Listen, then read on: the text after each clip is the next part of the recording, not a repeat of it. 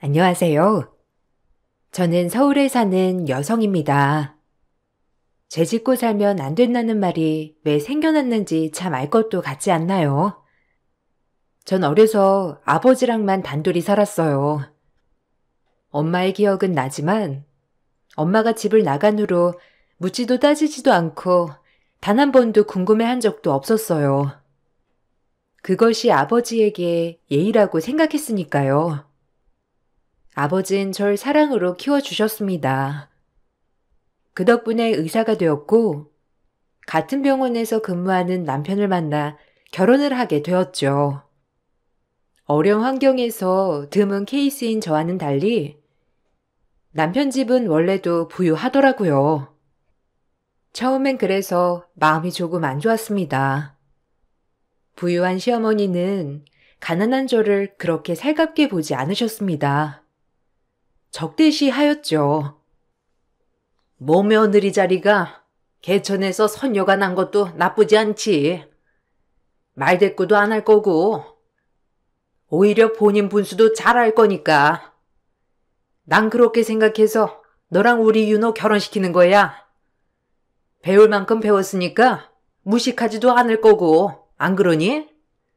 그러니까 알아서 잘 처신하렴. 제 가정 형편이 어머니에게 마음에 안 드시겠지만 최대한 윤호 씨와 잘 살아보도록 할 테니 좋은 모습만 많이 봐주세요. 잘 봐줄 게 있니? 네가 잘하면 나쁘게 보지 않을 것이고 네가 내 마음에 안 든다면 당연히 나쁘게 볼 것이지. 안 그러니? 시어머니는 절 그렇게 마음에 들어 하진 않았지만 그래도 의사라는 이유로 결혼을 허락해 주셨어요. 오히려 잘 살아서 콧대 높은 여자애들보다 못 사니까 우리 집에 순종할 거라는 마음이라고 했어요. 저렇게 제 면전에 대고 저런 말을 스스럼 없이 하시는 분이었습니다. 하지만 남편을 너무 사랑했던지라 결혼을 강행하기로 했고 저희는 신혼살림을 차려 결혼 생활을 이어갔었죠. 남편은 그래도 저와 의대 동기였고 같은 대학병원 의사였기 때문에 모든 면에서는 잘 맞았습니다. 그래서 나쁘지 않았어요. 오늘은 내 친구들로는 대규모 행사거든? 윤우한테 듣기로는 너 오늘 오프라고 하던데 맞니? 그럼 이따 장 좀 봐서 우리 집에 좀 오거라. 결혼하고 친구들 대접 한번 제대로 못했는데 이럴 때 대접 한번 해야지. 안 그러니? 이따 들리렴. 네, 어머니. 그럼 장 어떤 거 볼까요? 드시고 싶은 거 말씀해 주시면 거기에 맞춰서 준비해서 장 봐갈게요. 어떤 거 볼까요? 네가 알아서 센스 있게 할 수 없어? 뭐 일일이 내가 말해줘야겠니? 그냥 알아서 네가 잘할 수 있는 걸로 봐와. 아주머니 있으니까 둘이 그렇게 요리하면 된다. 그냥 넌 요리만 해주러 오는 거니까 뭐 신경 쓸 필요는 없다. 알겠어? 가끔 저렇게 아나무인같이 시어머니의 행동이 있었지만 잘 사는 며느리가 아니라서 그런가 보다 하고 넘겼어요. 살다 보면 익숙해지겠지. 날 며느리로 잘 받아주시겠지 하는 마음도 있었죠. 그렇게 장을 보고 어머니의 호출에 부랴부랴 시댁에 가서 도우미 아주머니와 음식을 준비하고 있는데 어머니 친구분들이 오시더라고요. 하지만 어머님은 제 소개는 전혀 하지 않았어요. 정말 딱 음식 장만만 시키셨습니다. 아무래도 가난한 며느리라 한 번도 선보이기가 창피하셨던 것 같더라고요. 마음이 안 좋았죠. 아유, 어서 와. 얼굴 잊어먹겠다. 아니, 영숙이 너는 윤호 결혼식에도 못 왔다면서 무슨 부조를 그렇게나 많이 했어? 아유, 못 갔으니까 더 많이 해야지. 어디 너랑 나랑 1, 2년 안 세월이니? 축하해, 며느리 본 거. 근데 며느리는 어딨어? 아, 볼 거 없어. 뭐가 예쁜 얼굴이라고 보니? 에휴, 내가 말했잖아. 그냥 대충 구색만 맞춰서 드렸어. 의사니까. 똑똑은 할 거 아니야. 친정 쪽은 볼 거 전혀 없는 애고. 처음엔 길길이 날뛰었는데 차라리 없이 살았으니까 말은 잘 듣겠더라고. 찜해놓은 신부감은 따로 있는데 뭐 그게 내 마음대로 되니? 그래도 그냥 머리 하나 똑똑하니까 이거라도 만족해야지. 아유, 그래. 너 진짜 머리 잘 썼다. 그래야지. 요새 있는 집 딸들이 더해. 얼마나 요물인데. 차라리 똑똑한데 없이 사는 애들이 며느리 들이기엔 딱이지. 그래도 의사 며느리니까 너 어디 가서 기 좀 펴겠다. 윤호 의사라고 굉장히 좋아했잖아. 아휴. 난 내심 우리 윤호랑 은채랑 잘 되길 바랬는데 아쉽다 얘. 내가 윤호 얼마나 좋게 봤어. 안 그래? 다정하고 착실하고. 아유, 그러게 말이야. 아유, 이래서 자식들은 마음대로 안 되나 봐. 뭐 그나마 우리 윤호한테 기생하지 않으니까 그건 좀 낫지. 머리까지 텅텅 비었어 봐. 내가 허락했겠니? 나 진짜 그 꼴은 못 봐. 그래도 나름 똑똑한 모양이야. 진료도 잘 보고. 에휴. 뻔히 주방까지 어머니와 친구분이 나누는 말이 들리더라고요. 자존심이 너무 상했죠. 제 소개는커녕 저의 험담을 웃으면서 하고 계신 어머님을 보고 이렇게 당하고만 있으면 안 되겠다고 생각이 들었어요. 찜해놓은 며느리도 있다는 말에 사실 상처를 많이 받았습니다. 당연히 내가 마음에 들진 않겠지만 저렇게 들으라는 식으로 얘기를 하다니. 그날 무슨 정신으로 손님을 치렀는지 생각도 나지 않을 정도로 멘탈이 나가 있었어요. 그렇게 손님들이 다 가고 나서 전 어머님께 따져 물었습니다. 그 자리에서 당장 따지고 싶었지만 그건 예의가 아닐 것 같았거든요. 하지만 어머님의 대답이 더 가관이더라고요. 마음의 상처를 입었죠. 어머님이 저 마음에 안 들어 하시는 거 알아요. 그래도 친구분들한테 친정이 어떻고 이건 좀 아니지 않나요? 이게 뭐가 잘못이야? 내가 지원해서 얘기했니? 너 친정 못 살잖아. 너희 아버지 막리라면서 너 키우신 거 아니야? 그래서 그렇다고 말했는데 이게 뭐가 잘못이냐고?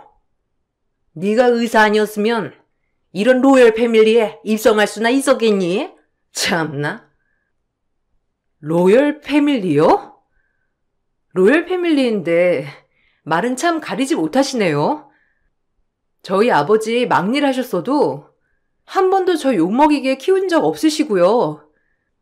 돈만 없을 뿐이지 인성 훌륭하신 분이라 어디 가서 욕먹으실 분은 아니에요. 어머님, 그렇게 비하하지 말아주세요. 오늘은 참겠지만 한 번만 더 그러면 참지 않겠어요. 제 말 명심하셨으면 해요. 저 어디 가서 그렇게 무시당할 일 하지 않았으니까. 아이고, 어디 며느리 무서워서 말이라도 하겠니? 내가 내 집에서 내 입으로 내 친구들한테 떠드는 소리도 눈치 봐야 한다니. 참나. 제 말에 시어머니는 기가 막힌 듯 입이 벌어지셨고 그날부터 저와 시어머니 사이는 고부 갈등이 극대화가 되었습니다. 처음에 마냥 참기만 했을 때는 그래도 어머님이 가끔 말을 모질게 할 때 빼고는 괜찮았지만 이제는 아예 대놓고 절 싫어하는 티를 많이 내셨거든요. 하지만 저 역시도 참지 않으니 마음의 병은 안 생기더라고요. 남편도 원래 저의 성격을 알았기 때문에 딱히 저와 어머니 사이에서 누구의 편을 들어주진 않았어요. 그저 더 큰 싸움이 나지 않게 중재를 할 뿐이었죠. 가난해서 고분고분 말 잘 들을 것 같아 드렸더니 완전히 딴판이네. 이럴 거면 내가 널 왜 며느리로 받겠니? 잘 사는 애들로 며느리 얻지. 아유, 속았네 속았어. 윤호 너 그래도 쟤랑 살 거야? 애 없을 때 갈라서. 엄마 진짜 이 꼴 보기 힘들다. 제 인생이에요. 엄마가 이래라 저래라 하지 마세요. 그리고 가난한 게 왜 제가 되나요? 그렇게 말씀하지 마세요. 가난하다고 해서 무시한다고 하는 건 정말 어느 나라 인성인가요, 어머니? 윤호 씨가 어머니 안 닮은 게 천만 다행이네요. 이제 당신도 그만해. 어머니한테 또박또박 말댔고 그냥 좀 그러려니 할 수 없어? 둘 다 제발 그만 좀 해요.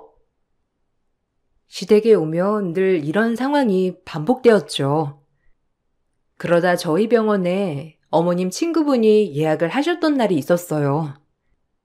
제가 유방외과를 전문을 하고 있다 보니 어머님 친구분이 제 앞으로 예약을 하셨더라고요. 다행히 그 친구분은 어머니와 달리 참 친절하시더라고요.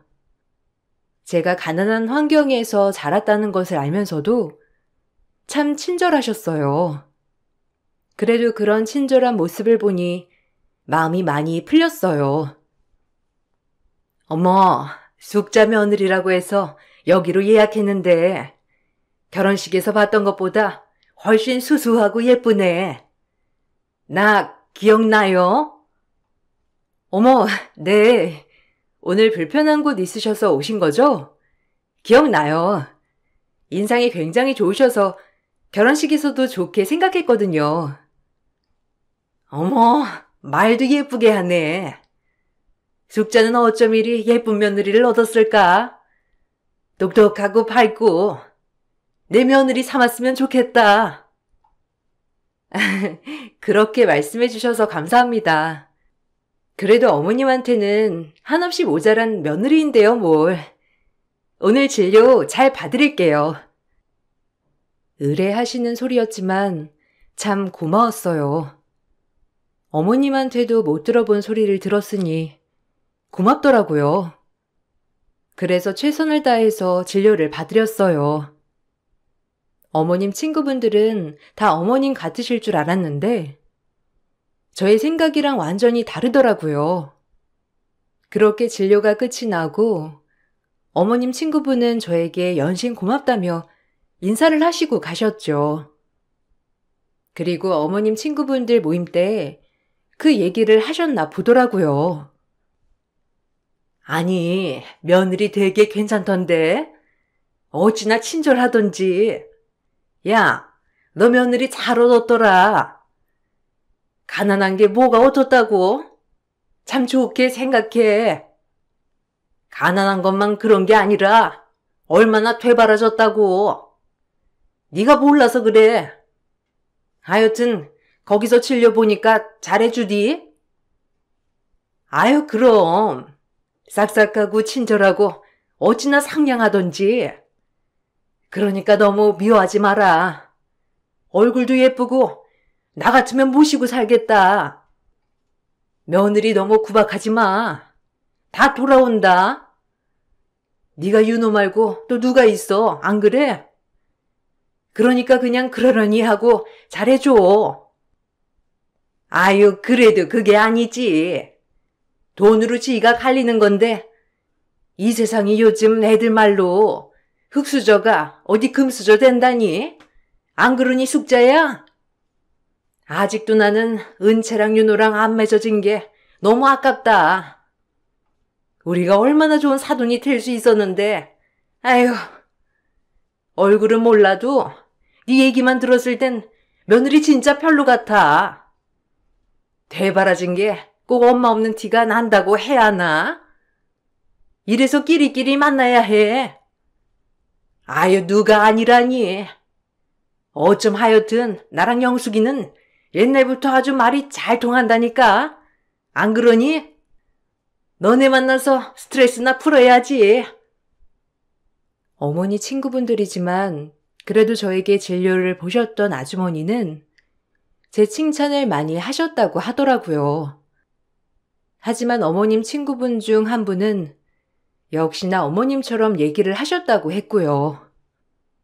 별 개의치 않았지만요. 그 일이 있고 나서 어머님이 저와 남편을 시댁에 부르는 일이 있었어요. 영숙이 아주머니 따님분이 놀러 왔다고 말이죠. 알고 보니 어렸을 때부터 가까이 지냈던 터라 자주 집을 오고 가고 했다고 하더라고요.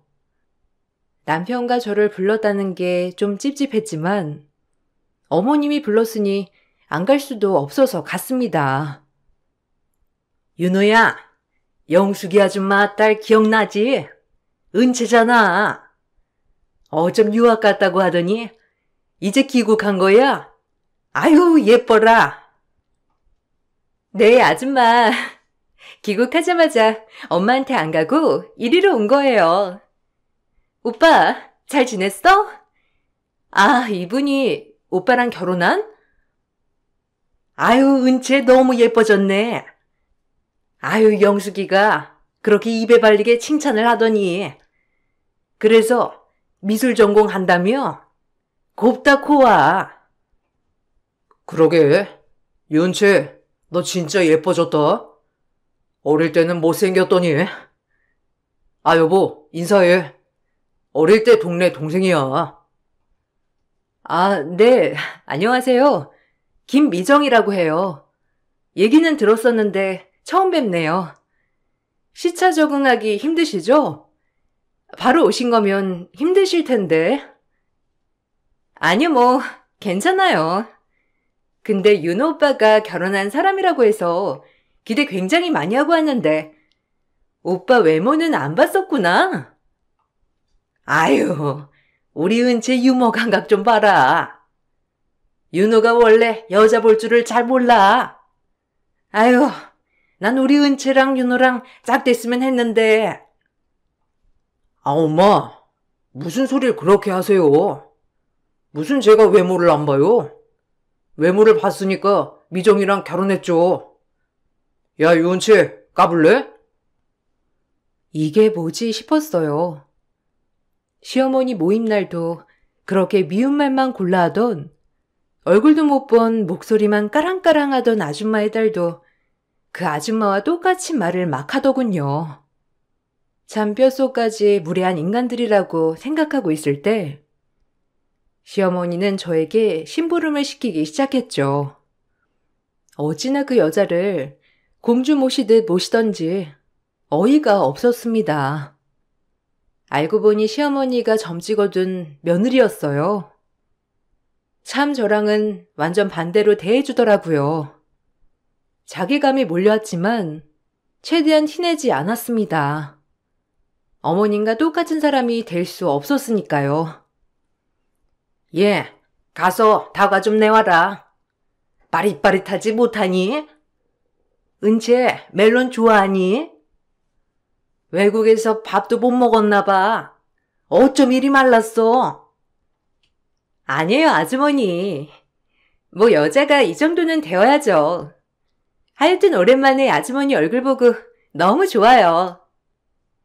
오빠, 우리는 밖에서 따로 만나서 밥도 먹고 그러자.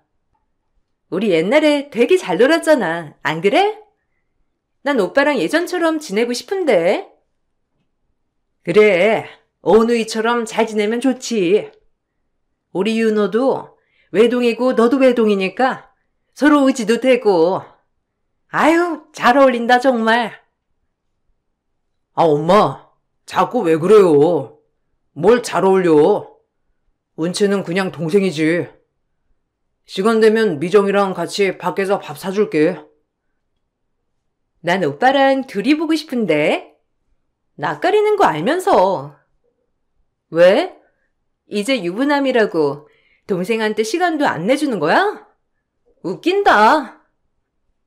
무슨 네가 여자냐? 시간이야 낼 수 있지. 어쨌든 오빠 바쁘니까 안 바쁜 날로 날 잡아서 밥이나 먹던지. 오케이? 남편이 그 여자에게 철벽을 치자 표정이 아주 웃기더라고요. 고소했어요. 딱 어머님과 잘 어울리는 며느리라고 생각이 들었어요. 돈밖에 모르고 없는 사람 무시하는 게 정말 어머니와 비슷했거든요. 그날도 밥이 입으로 들어가는지 코로 들어가는지 모르는 상태로 있었죠. 그리고 그날 은채라는 여자는 어머님네서 오랜만에 자고 간다고 하더라고요. 전 그걸 보고 남편과 집을 나섰고요. 되게 웃긴다. 어머님이랑 친한가 봐. 그렇게 잠도 자고 할 정도면? 엄마 친구인데도 되게 잘 지내네. 신기해. 안 그래? 그냥 어렸을 때부터 가깝게 지내서 아무래도 불편한 건 없지. 엄마가 은채 많이 예뻐하기도 했고, 우리 엄마가 딸이 없잖아. 아무래도 딸처럼 생각하셔서 더 그러신 것 같아. 혹시 그것 때문에 기분 많이 나빴던 건 아니지? 어때? 그냥 뭐 아쉽긴 하지. 나도 좀 여유가 있었으면 어머님이랑 잘 지낼 수 있었을 텐데. 그냥 돈 없는 그 이유 하나로 어머님이 나 안 좋아하시는 거니까 아쉽긴 해. 처음엔 노력해 보려고도 했는데 그게 잘 안 되더라고. 당신한테 미안하기도 하고. 내가 오히려 미안하지. 그래도 나한텐 너뿐이니까 너무 그렇게 생각 마. 알겠지? 그렇게 생각하면 속상하다. 그래도 남편의 위로가 많이 힘이 되었죠. 그 여자를 본 순간 찝찝함이 많이 있었지만 그래도 남편이랑은 절대 엮일 일이 없다고 생각했어요. 남편을 믿었거든요. 하지만 그런 남편은 저에게 실망감을 주듯이 퇴근 후 연락이 두절되는 일이 많아졌어요. 사실 의심하면 안 되지만 어머님 친구분 딸이 왔다 간 후로 늦은 시간에 귀가하는 게 잦아진 남편에게 의심이 들 수밖에 없었어요. 아직까지 그 여자는 남편에게 마음이 있어 보였거든요. 그래서 저도 모르게 예민해져만 갔죠. 남편이랑 싸움도 잦아졌고요. 왜 이렇게 늦게 들어와? 오늘 약속이 있다는 말 없었잖아. 항상 늦지도 않았으면서 요즘 너무 늦는다 자기? 나도 사생활이 있지. 그냥 좀 누구 좀 만났어. 이런 거 일일이 보고해야 해? 너 의심하는 거야? 지금 나를? 의심이 아니라 안 그러던 사람이 그러니까 물어보는 거잖아. 무슨 일 있는지. 왜 이렇게 흥분이야? 오히려 더 의심되게? 아, 네가 이러니까 말을 못하는 거야. 예민해가지고. 어쨌든 별일 아니니까 신경 꺼. 제 말이 귀찮다는 남편에게 참 실망을 했죠. 반복되는 싸움에 지친 저도 이제 신경 쓰지 말아야겠다고 생각했어요. 그리고 돌아오는 주에 아빠 드릴 선물을 고를 겸 일 끝나고 백화점에 갔죠. 오랜만에 백화점 방문이라 안 입던 샤넬 재킷도 입고 방문을 하였는데 그곳에서 아주 어이없는 일이 일어나고 말았습니다. 제 인생 최초로 어이없는 일이었죠. 한참을 아빠 선물을 고르고 있을 무렵 저기 멀리서 어머님이 예뻐하는 그 은채라는 여자와 옆에 한 중년 여성이 걸어오더라고요. 제 앞으로 저벅저벅 말이에요. 중년 여성의 얼굴을 잘 보이지 않았지만 은채라는 얼굴은 똑똑히 기억했기에 알 수 있었죠. 제 앞에 서자마자 얼굴 볼 새도 없이 바로 제 뺨부터 갈기는 아주머니였습니다. 제 고개가 반쯤 돌아가고 정신을 못 차리고 이게 뭔 일이지 하고 고개를 돌렸을 때 마주한 그 얼굴 똑똑히 기억이 나더라고요. 제가 반격할 틈도 없이 말을 이어나가더라고요. 딱 보니 훔친 거네. 이거 우리 딸이 지난번에 너 시엄마 집에 벗어놓고 간 샤넬 재킷이잖아. 한참을 찾아도 안 보이던데 네가 입고 있네. 가난하다고 말은 들었는데 우리 은채가 알아봐서 망정이지. 하마터면 도둑년을 놓칠 뻔했잖아. 너 콩밥 한번 먹을래? 고개를 젖히고 제대로 보았습니다. 역시나 그 얼굴이더라고요. 25년 전 저를 두고 사라진 친엄마 말이에요. 시댁에서도 굉장히 많이 들어본 음성이었지만 이렇게 제대로 보니 알겠더라고요. 그렇게 매몰차게 절 버리고 떠난 친엄마 말이에요. 8살쯤 절 버리고 간 그 얼굴 그대로더라고요. 저 여자와야 나와 8살 차이가 난다고 했으니 그때도 엄마는 바람을 피우고 있다는 걸 증명한 꼴이죠. 치가 떨리도록 싫었습니다. 친엄마를 만나면 어떨까라는 생각을 해본 적이 있지만 이렇게 더럽게 마주하게 될 거라곤 상상도 할 수 없었거든요. 혹시 집 나갈 때 뱃속에 저 아이가 있었을까라는 생각도 들더라고요. 뭐라고요?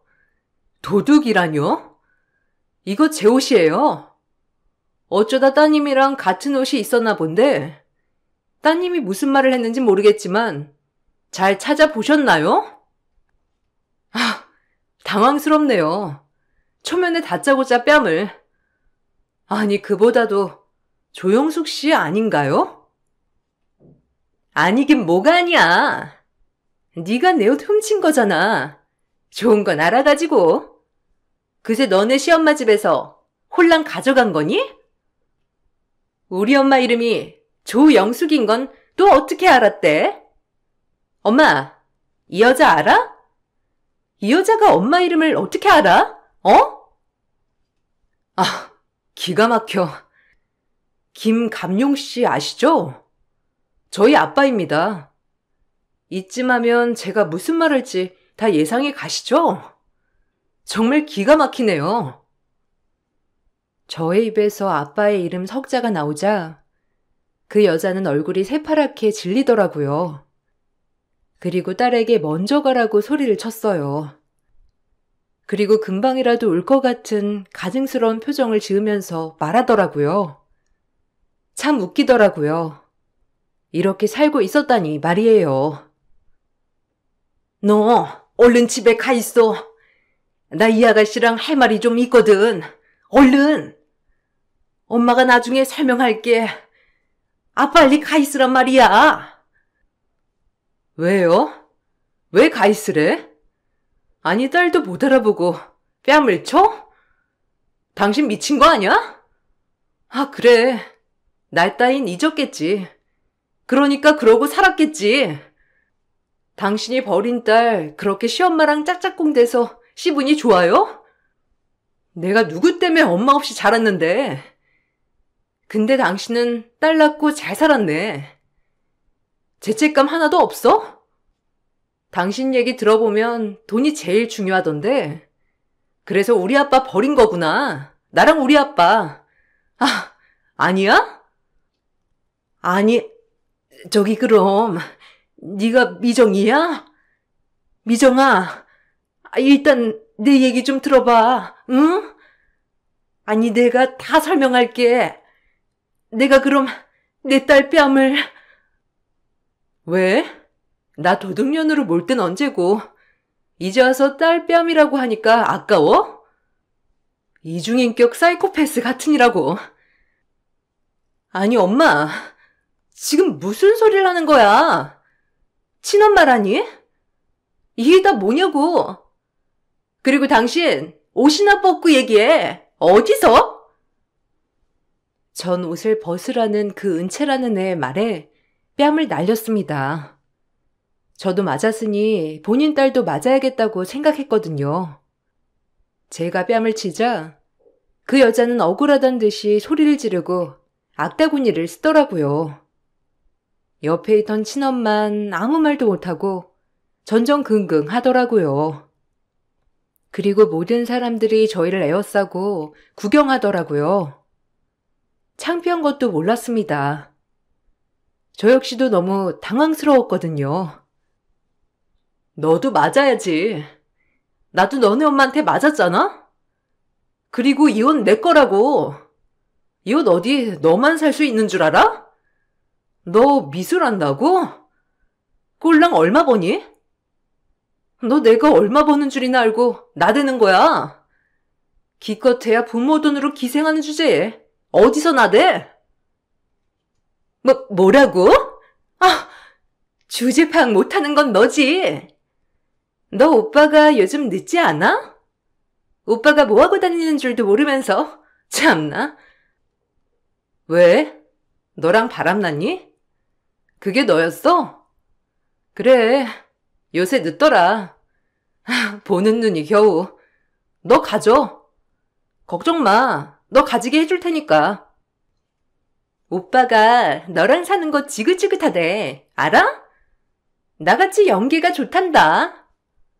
그리고 너랑 어울리기나 해? 우리 오빠가? 참나. 전 더 이상 이 자리에 있고 싶지 않아 자리를 서둘러 떠나버렸습니다. 눈물이 왈칵 나올 것 같더라고요. 이 얘기를 누구한테 할 수도 없었어요. 남편에게도 마찬가지였죠. 그리고 그날 남편 차에 가서 증거를 잡아보려고 갔죠. 이혼은 할 거지만 확실하게 블랙박스를 보고 싶었거든요. 그런데 차에 저와 똑같은 샤넬 재킷이 벗어져 있더라고요. 그 여자가 그렇게 찾던 샤넬 재킷이 제 신랑 차에 있더라고요. 확신이 되는 순간이었습니다. 모든 마음이 무너지더라고요. 믿었던 남편은 저 몰래 매일같이 그 여자를 만나고 다녔던 것이고 그 여자는 자기 겉옷도 어디다 벗어놓은지도 모르고 찾고 있었고요. 그리고 그게 제 친엄마의 딸이더라고요. 전 이가 부득부득 갈리기 시작했어요. 이 연놈들을 어떻게 해야 하나. 친엄마는 어떻게 골탕 먹일까 말이에요. 정말 화가 났어요. 그리고 다음날 병원으로 친엄마가 찾아왔습니다. 친엄마는 저에게 빌면서 애원을 하더라고요. 어찌나 꼴이 우습던지. 전 이대로는 못 넘어가겠더라고요. 날 이렇게 아프게 한 사람들을 가만둘 수 없었죠. 의사 됐구나. 윤호 와이프 이름이 미정이어서 좀 놀라긴 했는데 설마 했어. 그래도 이렇게 잘 커줘서 너무 고맙다.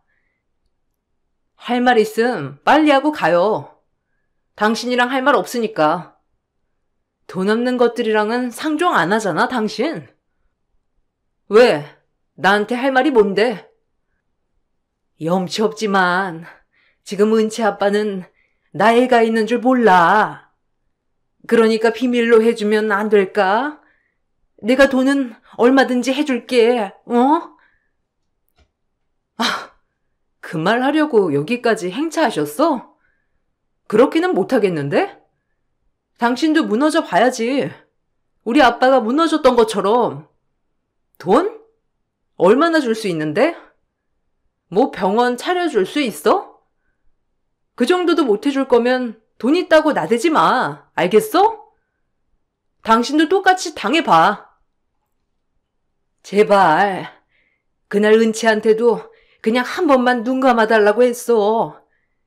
그러니까 제발 한 번만 넘어가주면 안 될까? 네가 달라는 돈은 다 해줄게. 그리고 우리 은채 윤호랑 정리시킬 거야. 제발 한 번만 봐줘. 미안하다 정말. 엄마라고 이렇게까지 염치가 없다니. 바람 피우고 집 나간 주제에 어디서 말이 많아? 내가 모를 줄 알았어요? 8살 때 그 얼굴 내가 똑똑히 기억해. 알아? 아빠한테 묻지도 않았어. 한평생 그냥 가난해서 나갔거니 했다고. 알아? 당신 딸 설마 그때 배에 있었던 건 아니지? 그러면 정말 인간 말종이야. 친엄마는 무릎을 꿇으며 애원했어요. 가소롭더라고요. 그렇게 시엄마와 짝짝꿍 맞아서 저를 욕하더니 이제는 한 번만 봐달라고 했으니까요. 용서할 생각은 추호도 없었습니다. 그런 엄마를 둔 것이 수치스러웠으니까요. 전 절대 용서하지 않을 거라고 말했어요. 나도 이렇게 아픈 만큼 모든 사람들이 아파야 한다고 말을 했죠. 친엄마는 계속 포기하지 않고 애원을 하더라고요. 가소로웠죠. 그리고 당신 딸 평생 상간녀 딱지 붙으면서 살 줄 알아. 알겠어? 나 절대 용서 안 해. 당신 딸, 내 남편, 그리고 당신. 그러니까 기다리고 있어, 그냥. 우리 그 콧대 높은 시엄마가 알면 뭐라고 할까? 당신도 끝이야, 알겠어? 내 눈앞에서 꺼져. 내가 이렇게 빌게. 우리 딸만은 건드리지 말아줘, 어? 병원 네가 원하면 차려줄게, 응? 그러니까 제발, 미안하다. 전 변호사를 찾아가 이혼 소송을 걸었어요. 그리고 이부 동생 그 딸녀에게 상간녀 소송을 걸었고요. 제가 상간녀 소송을 걸자 오히려 더티하게 나오더라고요. 노골적으로 남편을 포기해줘서 고맙다고 하면서 말이에요. 너무 화가 머리끝까지 나더라고요. 상간녀? 그래, 마음껏 걸어요. 위자료 줄 테니까. 오빠랑 이혼하고 난 오빠랑 새 출발하면 돼. 끼리끼리 어울려야지, 안 그래요? 이제야 제자리를 찾아가는 것 같네. 오빠 옆은 내가 있어야 어울리지. 당신같이 백도 돈도 없는 사람이 어울리겠어? 그래, 어떡하니? 이 백도 돈도 없는 내가 네 핏줄이라 너 참 안타깝겠다. 위자료만 줄 것 같지? 너 사회생활 내가 못하게 할 거야. 시엄마가 알면 널 받아줄까? 너네 엄마가 어떤 사람인데 딸 버리고 간 아줌마 딸을 받아줄까 과연? 어디 지금은 꿈만 꾸셔. 남편과 이혼 소송으로 이혼을 하게 되었어요. 마음 같아선 혼인무효 소송을 하고 싶었지만 결혼 기간도 꽤 유지를 했었고 남편의 외도로 인한 이혼이라 이혼 소송을 했죠. 그리고 그동안 받아온 시어머니에 대한 정신적 위자료를 청구했습니다. 법원은 제 편이었고요. 상간녀에게도 위자료를 받았지만 상간녀 위자료는 얼마 되지 않더라고요. 이 일이 커져 친엄마의 남편이 알게 되었고 친엄마의 과거를 알게 된 계기가 되었죠. 남편도 제 친엄마가 은채라는 여자의 친엄마라고 하니 놀란 눈치더라고요. 시어머니도 매우 놀랐고요. 그 상간녀도 자기 엄마에게 악을 쓰며 뭐라고 하더라고요. 법정에서 아주 쇼가 그런 쇼가 없었어요. 어떻게 당신이 나를 속이고 지금까지 살 수가 있어? 난 이제 당신에게 신뢰를 잃었어. 이혼해. 그리고 우리 은채 망친 건 당신이야. 알겠어? 이제 김변이랑 얘기해. 나 보는 일은 없을 거야. 아휴, 기가 막혀. 믿는 도끼에 발등을 지켰네, 내가. 여보, 제발 내가 다 설명할게요. 그게 철없을 때 만든 아이예요. 네? 여보, 내가 이혼하면 어디로 가라고? 아, 엄마, 나 볼 생각 마. 엄마 때문에 윤호 오빠랑 결혼도 파토났어. 알아? 내가 얼마나 좋아했는데 윤호 오빠를. 어떻게 저런 여자를 낳고 감쪽같이 살 수가 있어? 불결해. 알아? 다신 나랑 아빠 찾아올 생각 마. 알겠어? 끔찍하니까. 친엄마는 이혼 소송을 당해 이혼을 당했어요. 그리고 상간녀는 어이가 없게도 지 엄마를 안 본다고 하면서 울고불고 난리가 났더라고요.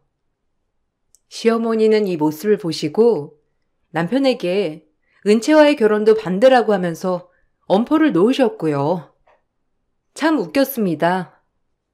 결론은 남편의 새 출발도 깨지고 친엄마도 이혼당했고 상간녀도 제 남편과 결혼을 하지 못하게 되는 계기가 되었죠. 그리고 상간녀는 미술학원에 취직을 했지만 제가 아는 동네 엄마들의 소문으로 거기마저도 취직이 취소당했어요. 지 발등을 자기가 찍은 셈이죠. 상간녀가 잘 살 수 있나요, 어디? 평생 상간녀 딱지 붙이며 살아야죠. 안 그런가요? 고소했어요, 아주. 미안하다. 너한테 상처만 준 것 같아. 나 은채랑 정말 끝났어. 우리 다시 시작하면 안 될까? 너한테 상처 주면 안 되는데. 꺼져. 네가 제일 나쁜 놈이니까. 단 한 번도 난 너한테 기댄 적 없어. 알아? 이럼 남이 낫지. 네가 낫겠니? 왜? 은채랑 파투나니까 이제 내가 아쉽나 보지? 넌 내가 너한테 건 기대마저 져버렸어. 너네 엄마랑 평생 잘 살아, 그냥. 너네 엄마한테 맞는 여자 찾아서 결혼해. 다른 여자들 신세 망치지 말고, 알겠어? 끔찍하다. 정말 너랑 결혼한 게. 그래도 배운 게 많아서 다행이야. 제발 한 번만 봐주면 안 될까? 내가 미친놈이지. 어떻게 너를 두고 그냥 잠깐 미쳤었나 봐. 어? 제발 한 번만. 아니, 내 눈앞에 나타나지 마. 너 사회생활도 이제 끝이야. 알겠어? 가만 안 둬. 어디 한번 얼굴 들고 잘 다녀봐. 알겠니? 남편은 이제와 저에게 잘못했다고 했지만 다신 제 눈앞에 나타나지 말라고 했죠. 이 일이 시엄마의 친구들의 귀에까지 들어가게 되었고 콧대 높은 시엄마가 아주 자존심이 크게 상하는 일이 되었습니다. 아마 그 모임에서 제명을 당했더라고요. 아들 교육 못 시킨 죄로요. 그리고 친엄마는 이혼도 당하고 지금은 연락을 안 하고 있어요. 이부 동생은 다시 유학길에 올랐고요. 아무래도 상간녀 딱지 때문에 여기선 도저히 취업을 할 수 없었겠죠. 그리고 전 남편과 같은 병원이라 이미 소문이 쫙 났습니다. 남편은 병원에서도 쓰레기라며 소문이 났고요. 전 병원을 퇴사했어요. 그리고 조그맣게 대출을 받아 유방외과를 개원했어요. 그래도 진료를 잘 본다고 소문이 나서 감사하게 살고 있어요. 그리고 이렇게 키워주신 우리 아빠에게 늘 감사한 마음을 담아 살고 있죠. 본인도 힘든 시절 날 끝까지 포기하지 않고 거두어주신 은혜를 말이에요. 어떻게 하면 더 잘할까 늘 생각하고 있습니다. 과거는 어두웠지만 현재는 행복하니 이걸로 되었다고 생각하고 살고 있어요. 여러분들도 슬픈 과거가 있다면 털어버리시고 눈부신 앞날을 생각하며 살아가시길 바랄게요. 제 글 읽어주셔서 감사합니다. 안녕하세요. 요즘은 맞벌이를 하지 않으면 살아가기가 상당히 힘들잖아요. 물가가 워낙 많이 오르다 보니 둘이 벌어도 삶이 좋아지지 않는 현실과 부딪혀 어려움을 겪고 있는 모습을 보니 제가 뭐라도 좀 도와주고 싶은 마음에 바쁜 아들 부부를 위해 아들 집 근처로 이사를 했어요. 한날 한시에 같이 떠날 줄 알았던 남편이 먼저 저와 작별을 고하고 남은 인생 쓸쓸히 외롭게 살아가면서 혼자 지내는 시간들에 적응을 하지 못해 우울증까지 오길래 삶에 변화를 주는 게 좋을 것 같아 아들네외 집 근처로 이사를 하게 된 거였어요. 맞벌이를 하다 보니 손주들을 잘 돌보지 못하길래 도움도 주면서 저도 우울한 기분들을 떨쳐내기 위해 시작하게 된 거였어요. 전부터 아들이 근처로 이사 오는 게 좋을 것 같다고 했을 때 짐이 될까봐 꺼려졌었는데 며느리도 손주 좀 돌봐달라고 부탁을 하길래 고민 끝에 이사를 하게 된 것도 있지만 근처에 살면서 저도 도움을 많이 받을 수 있어서 잘한 선택인 줄 알았어요. 정신없이 손주들 돌봐주다 보면 어느새 저녁 시간이 될 정도로 바쁘게 지내다 보니 우울한 생각은 금세 사라지더라고요. 그리고 가끔 아들네와 외식도 같이 하고 저에게 많은 걸 신경 써주길래 도움을 주고받을 수 있다는 거에 행복을 느끼고 있었는데 이런 시간들이 어느 정도 적응이 되어가면서부터 조금씩 집안에 문제가 생기기 시작했습니다. 제가 뭘 바라고 하는 것도 아니고 그저 아들내외가 잘 살아가는데 어려움을 겪다 보니 도움을 주고 싶어서 근처로 온 것뿐인데 서로에게 어느 정도 적응이 되고 당연하게 생각하게 되면서부터 며느리가 저에게 불만들을 조금씩 던졌습니다. 행동 하나하나에서 저를 막대하려는 그런 모습들이 비치길래 며느리가 먼저 퇴근해서 손주들을 데리고 가려 할 때 최대한 기분 나쁘지 않게 대화를 시도했어요. 그런데 제 말을 좋게 받아들이는 게 아닌 상당히 기분 나쁘게 받아치더라고요. 며느리의 입에서 전혀 예상치 못한 말이 튀어나와 처음엔 잘못 들은 줄 알고 다시 재차 물어봤는데 며느리 반응은 더 날카로웠습니다. 저희가 지금 힘든 상황을 겪고 있으면 어머님이 손주를 돌봐주는 건 당연한 거 아니에요? 그리고 애들 밥 좀 신경 써주세요. 냉장고에 있는 반찬들로 대충 주지 말고 좋아하는 음식들로 만들어줄 수 있잖아요. 집에만 오면 배고프다고 하는데 그렇게 되면 제가 쉬지도 못하고 집에서 또 밥을 차려야 되잖아요. 이 정도는 제가 말을 안 해도 알아서 하셔야 되는 거 아니에요? 어머님 집에서 뭐 먹었냐고 물어보면 풀밖에 없다는데 제가 기분이 좋겠어요? 너희들이 맞벌이를 하다 보니까 맨날 인스턴트만 먹었는지 몸에 안 좋은 것들만 먹고 싶다길래 걱정돼서 애들이 입맛에 맞게 해주려 했던 거다. 우리 집에 왔을 때만이라도 야채를 먹어야지 건강하지 않겠니? 반대로 너희 집에서 뭐 먹냐고 물어보니까 배고프다고 하면 냉동식품 꺼내서 데워주거나 아니면 배달 음식 시켜준다면서 그러니 애들이 아토피가 더 심해지고 있잖니. 몸이 가렵다고 하도 긁어대길래 걱정돼서 병원에 데리고 갔는데 진찰을 받자마자 의사 선생님이 뭐라고 그랬는지 알아? 인스턴트 음식 웬만하면 먹이지 말라고 그랬다. 애들이 얼마나 아토피가 심하면 보자마자 그 말부터 나오겠니? 네가 일 때문에 힘들다는 건 알지만 애들 건강을 생각해서라도 건강한 음식들로 만들어주고 인스턴트 음식을 줄일 수 있으면 최대한 줄여서 애들 건강이 좋아질 수 있게 네가 노력을 해줘야지. 어떻게 맨날 냉동식품을 달고 사니? 야채가 들어간 음식들은 소화가 잘 되니까 뛰어놀다 보면 배고파서 집에서 밥 달라는 말이 나올 수 있는 건데 애들 음식 해주는 게 그게 그렇게 귀찮고 하기 싫으니? 냉동식품들은 원래 소화가 잘 되니까 배가 안 꺼지는 거지. 그래서 지금 제가 해달라는 대로 해주지 않겠다는 거예요? 애들이 어머님 자식이 아니잖아요. 집에서 밥 해주기 귀찮으니까 저 퇴근 시간 맞춰서 밥을 더 먹이든지 하세요. 어차피 애들 아토피 그거 약 먹어도 낫지도 않고 평생 달고 살아야 되는 병이라고요. 인스턴트 음식 그거 좀 먹었다고 크게 달라지지 않아요. 며느리의 말이 너무 어이가 없어서 말도 제대로 안 나오더군요. 자기 자식이 아프다는데 한다는 말이 어차피 아토피는 좋아질 수 없는 병이라고 인스턴트 음식을 먹여도 된다는 말이 제 입장에선 이해가 되지 않았습니다. 집에서 밥 해주기 귀찮다고 애들을 데리러 오기 전에 밥을 더 먹이라는 말에 며느리가 친엄마인지 의심스러울 정도로 저에겐 큰 충격으로 다가왔어요. 아들이 며느리와 결혼한 지 11년 차가 되었지만 제가 이사 오기 전까진 며느리가 어떻게 생활하고 있을지를 전부 다 파악할 수가 없었는데 애들을 방치하듯 키우고 있다는 걸 알게 됐을 때 너무 실망스러웠습니다.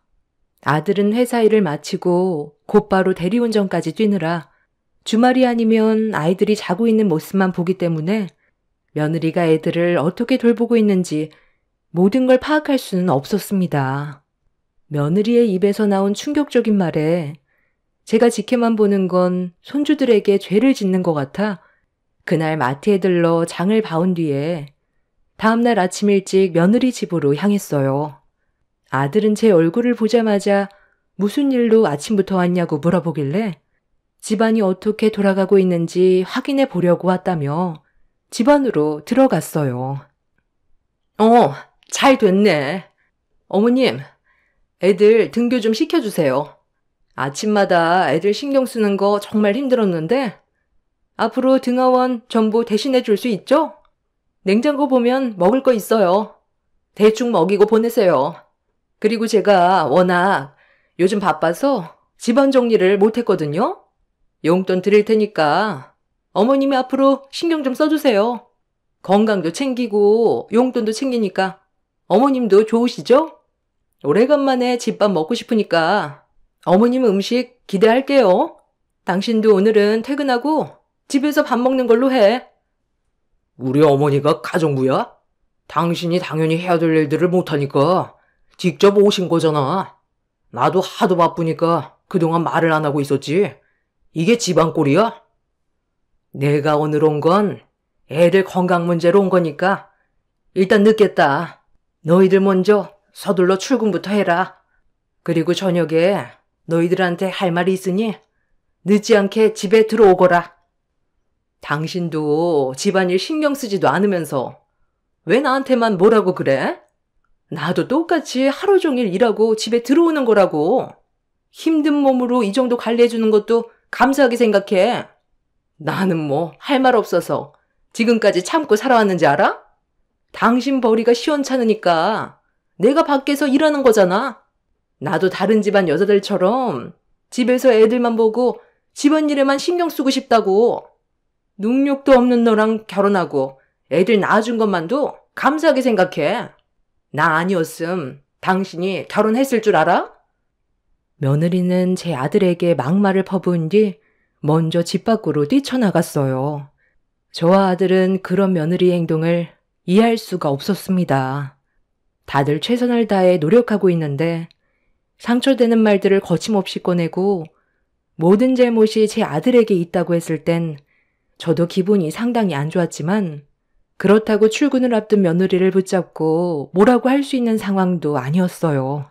맞벌이를 하면서 어려운 환경에 놓여 있다 보니 많이 예민해진 것 같아 저녁에 이런 문제를 진지하게 다루는 게 좋을 것 같았습니다. 그렇게 안 좋은 분위기 속에서 아들네에 먼저 출근을 하고 손주들 학교 보내준 뒤 집으로 돌아와 난장판이 된 집안을 청소했어요. 그리고 밀려있던 빨래들과 옷가지들을 정리한 뒤 애들 건강을 위해 음식을 준비하려고 냉장고 문을 열었는데 그 순간 너무 놀라 경악을 했습니다. 냉장고부터 냉동실까지 전부 냉동식품으로 꽉 차 있었어요. 전자레인지에 3분만 돌리면 바로 먹을 수 있는 간편식품인 인스턴트 음식들이 가득 들어있는데 이런 음식들을 장기간 먹었으니 아토피가 없다가도 생길 것 같았습니다. 더 충격인 건 유통기한이 지난 것들도 상당히 많았다는 거였어요. 아무리 일이 바빠도 집에 아파 낳은 자식들인데 이런 음식들을 먹인다는 게 이해할 수가 없었습니다. 냉장고 문을 열은 순간부터 화가 난 저는 인스턴트 음식들을 전부 버려버렸고 냉장고 안에 제가 사가지고 온 식재료들로 채워 넣었네요. 그날 결심하게 된 건 아들네와 손주들의 건강을 제가 책임지고 관리하기로 결정을 내렸습니다. 그렇게 손주들 학교하기 전까지 집안 전체를 뒤집었고 직접 만든 음식들을 준비한 뒤에 학교한 손주들에게 밥을 먹였습니다. 손주들은 할머니가 해준 음식들이 맛있다며 아주 잘 먹어주었고 그런 모습을 보니 저 또한 마음이 놓였네요. 인스턴트만 먹던 아이들이 그래도 집에 와서 건강한 음식들을 먹으니 그제야 마음이 놓이더라고요. 의사 선생님이 말하길 먹는 것만 잘 먹어도 아토피는 많이 괜찮아질 수 있다길래 그때까지는 제 몸이 힘들어도 손주들을 위해 집안관리를 해주고 싶었습니다. 그렇게 손주들을 돌보며 집안일을 하다 보니 어느새 저녁 시간이 되었고 아들네외가 같이 집으로 들어왔습니다. 깨끗해진 집안과 맛있는 음식들이 한 상 차려지자 아들이 고생했다며 저에게 용돈을 지어주길래 아들이 준 돈으로 앞으로 아들 식구들을 위해 사용하는 게 좋을 것 같다고 얘기했어요. 제가 건강할 때까지는 집안일에 신경을 써주겠다고 하자 아들은 저에게 죄송하다며 눈시울을 붉혔습니다. 그렇게 모두가 한자리에 앉아 저녁을 먹은 뒤에 앞으로의 계획에 대해 얘기했어요. 그런데 며느리가 갑자기 자리에서 일어나 냉장고 문을 열더니 저에게 짜증을 부렸습니다. 어머님, 냉장고에 있던 식품들 전부 다 어디 갔어요? 냉동식품도 하나도 없네요. 어머님이 지금은 건강하셔서 지방관리를 해주신다고 했지만 갑자기 몸이 불편하시기라도 하면 그땐 냉장식품들이 필요한데 전부 다 버리시면 어떡해요? 그것들도 전부 돈으로 산 건데 저랑 상의하고 버리셨어야죠. 네가 해야 될 기본적인 것들은 하고 살아라. 아무리 힘이 들어도 그렇지. 냉장고랑 냉동실에 전부 인스턴트 음식으로 꽉 차 있는 게 말이 되니? 애들이 건강을 잃고 있어도 괜찮다는 거야? 내가 몸이 안 좋아서 누워있으면 내가 해오던 것들을 네가 당연히 해야 되는 거 아니야? 귀찮다고 또 냉동식품을 사겠다는 게 말이 되니? 애들이 뭐라는 줄 알아? 지혜미는 배고프다 하면 인스턴트 음식들 데워주는데 오죽하면 학교 급식이 훨씬 맛있다고 하더라. 애들도 그런 음식들이 이제 지겨운 거야. 네가 힘들어도 해야 될 건 하고 살아라. 애들이 얼마나 아토피가 심했으면 온몸에 피딱지가 태워있니? 보습은 해주니? 네 새끼들인데 제발 기본적인 건 하고 살도록 해. 그런 걸 왜 저만 해야 되는데요? 저도 밖에서 똑같이 힘들게 일하고 들어오잖아요. 이 사람은 대리운전 뛴다고 새벽에 들어오면 그때까지 저는 애들과 씨름을 해야 된다고요. 저에겐 귀찮은 존재고 지긋지긋하다고요. 어머님은 잠깐 애들 보는 거지만 저는 아니잖아요. 그리고 요즘 인스턴트도 잘 나와서 건강에 문제 없어요. 대충 먹여도 잘 크고 있는데 왜 이렇게 예민하세요? 그 정도로 호들갑 안 떨어도 알아서 잘 커요. 이사 오시고 나서 저희 집안에 너무 관여를 많이 하시는 것 같은데 상당히 불편하네요. 앞으로는 애들 등하교 해주고 음식만 만들어준 다음 저희 퇴근하기 전에 집으로 돌아가세요. 오늘 하루 종일 집안 청소하고 밀린 빨래 해주시고 맛있는 저녁까지 만들어주셨는데 감사하다는 말 한마디 정도는 할 수 있는 거 아니야? 꼭 그런 식으로 말을 해야 돼? 그리고 내가 주말에 대리운전 나가기 전까지 애들 안 봐줘? 당신 방에서 퍼질러 자는 동안 나는 새벽에 들어와서 아침에 애들 밥 챙겨주고 집안 청소까지 싹 다 해놓는데 당신은 저녁 때까지 방에서 나오지 않고 잠만 쳐자고 있잖아. 제발 부탁인데 가정에 신경 좀 써라. 이래가지고 어떻게 마음 편히 밖에서 일을 할 수가 있겠냐? 나보고 돈이 필요하다며. 회사에서 버는 돈으로는 이 집 구하는데 들어간 대출비 갚는데도 빠듯하니까 대리운전까지 뛰라고 하지 않았어? 그래서 나도 내 할 도리 다 하고 있으면 당신도 엄마로서 기본적으로 해야 될 일은 해야 되는 게 맞는 거 아니냐고. 집안의 분위기는 상당히 안 좋아졌어요. 서로의 입장 차이는 있겠지만 상식에서 벗어난 며느리의 말들은 저와 아들을 이해시킬 수가 없었습니다. 그러다 보니 점점 서로의 감정은 격해질 수밖에 없었고 며느리는 이런 모든 상황들이 제가 아들네의 집에 간섭을 하면서 생기게 시작한 거라며 차라리 다음부터 오지 말라고 저에게 목소리를 높였어요. 저는 그저 아들네가 앞으로 잘 살길 바라는 마음에 신경을 써준 것뿐이었는데 집안에 분열을 일으키고 있다는 말을 듣게 되자 생각이 많아졌습니다. 그래서 며느리가 방으로 들어가 버린 뒤 아들과 진지하게 대화를 이어나갔어요.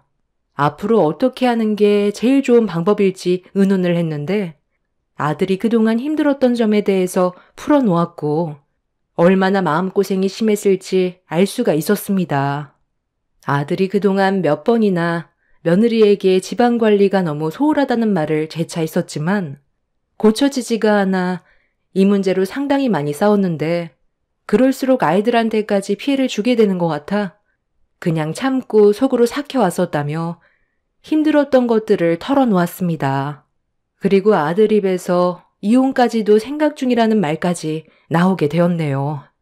그런 말들을 들었을 때 상황이 얼마나 심각한지 알 수 있었습니다. 며느리가 정신 차리지 못한다면 얼마 가지 못해 아들내외의 가정이 무너질 수밖에 없다는 걸 느끼게 된 저는 방으로 들어가 며느리와 대화를 시도하려 했지만 며느리는 당장은 대화하고 싶지 않다길래 어쩔 수 없이 그날 집으로 돌아왔는데 잠시 뒤 며느리가 찾아왔어요. 어머님, 저 정말 기분이 안 좋아서 이대로는 안 되겠어요. 그냥 예전에 살던 집으로 돌아가세요. 어머님이 근처에 있는 게 오히려 도움이 안 돼요. 애들 등하교 하는 건 원래 제가 하던 일이라 그냥 하면 되는 거고 애들 음식 문제로 그 일랑 얼굴 붉히는 것도 싫어요. 저희가 이혼하길 원하는 건 아니죠? 이 모든 상황들이 어머님의 간섭으로 인해 커진 거 아세요? 다시 돌아가기 싫으면 그냥 시키는 것만 하시고 아무것도 하지 마세요. 어머님이 이러시는 거 정말 짜증난다고요. 가뜩이나 밖에서도 일 문제로 스트레스 받고 있는데 어머님의 그 잔소리 듣고 싶지 않아요. 밖에서 있을 때보다 더 스트레스 받는다고요. 제가 그 일랑 이혼하게 되면 그건 전부 어머님 탓이니까 괜히 후회할 짓 하지 마세요. 가정이 소홀해도 애들 옆에는 엄마가 있어야 된다는 거 잘 아시죠? 저희 이혼하면 애들한테 정신적으로 불안감을 조성하고 몸도 더 안 좋아질 수도 있어요. 그런 걸 원하는 건 아니잖아요. 제발 그냥 좀 조용히 살자고요. 그래서 지금 네가 잘했다는 거야? 기본적인 것도 못하니까 잔소리가 나가는 거 아니야. 차라리 이런 식으로 살 바엔 너 일 그만둬라. 내가 간섭하지 않아도 너희들 이런 식으로 살다간 남이 되는 건 시간 문제야. 조만간 일 그만두고 애들 건강부터 챙겨라. 그렇게 한다면 나도 더 이상 간섭하지 않으마. 제가 일하고 싶어서 하는 거예요? 그이가 능력도 없고 돈벌이가 시원찮으니까 밖에서 일을 하는 거잖아요. 능력도 없는 그 인간이랑 살아주는 것만도 감사하게 생각해야죠. 이래서 돈 많은 남자를 선택해야 된다는 게 맞는 말인가 봐요. 남들은 비싼 사교육비 척척 내고 애들 명품 옷에 브랜드 아파트 산다는데 어떻게 된 게 우리 집안은 숨 쉴 틈 없이 노동해도 항상 그대로냐고요. 어머님이 돈을 보태주던가요. 해준 것도 없으면서 시어머니라고 저에게 트집 잡으려 하지 말고 돈이나 보태줘요. 쉬지 않고 쏟아내는 며느리의 말을 끝까지 들어준 뒤 한마디 꺼냈어요. 이런 식으로 불평불만만 늘어놓을 바엔 차라리 갈라서는 게 좋을 것 같다고 얘기했죠. 능력 없는 제 아들을 선택한 건 누가 등 떠미는 것도 아니고 본인이 좋아서 내린 결정인데 남을 탓하는 건 바람직하지 않은 행동이었습니다. 있다가도 없는 게 돈인데 가정에는 소홀히 하고 돈만 쫓아가는 며느리의 행동을 좋게 봐줄 수는 없었습니다. 저도 가진 게 많지는 않지만 그래도 금전적으로 안 도와준 것도 아니었어요. 아들내외가 청약에 당첨이 되고 나서 금전적으로 많이 모자라다 보니 기존의 남편과 함께 살았던 집을 정리하고 남은 돈으로 아들내외를 도와줬었죠. 그때 거의 모든 재산을 아들내외가 집 구하는 데 보태줬던 터라 생활비 빼곤 거의 남아있지도 않았었는데 받을 땐 좋아하더니 받고 나서 언제 받았냐는 듯이 행동하는 며느리의 모습에 저도 기분이 좋지는 않았습니다.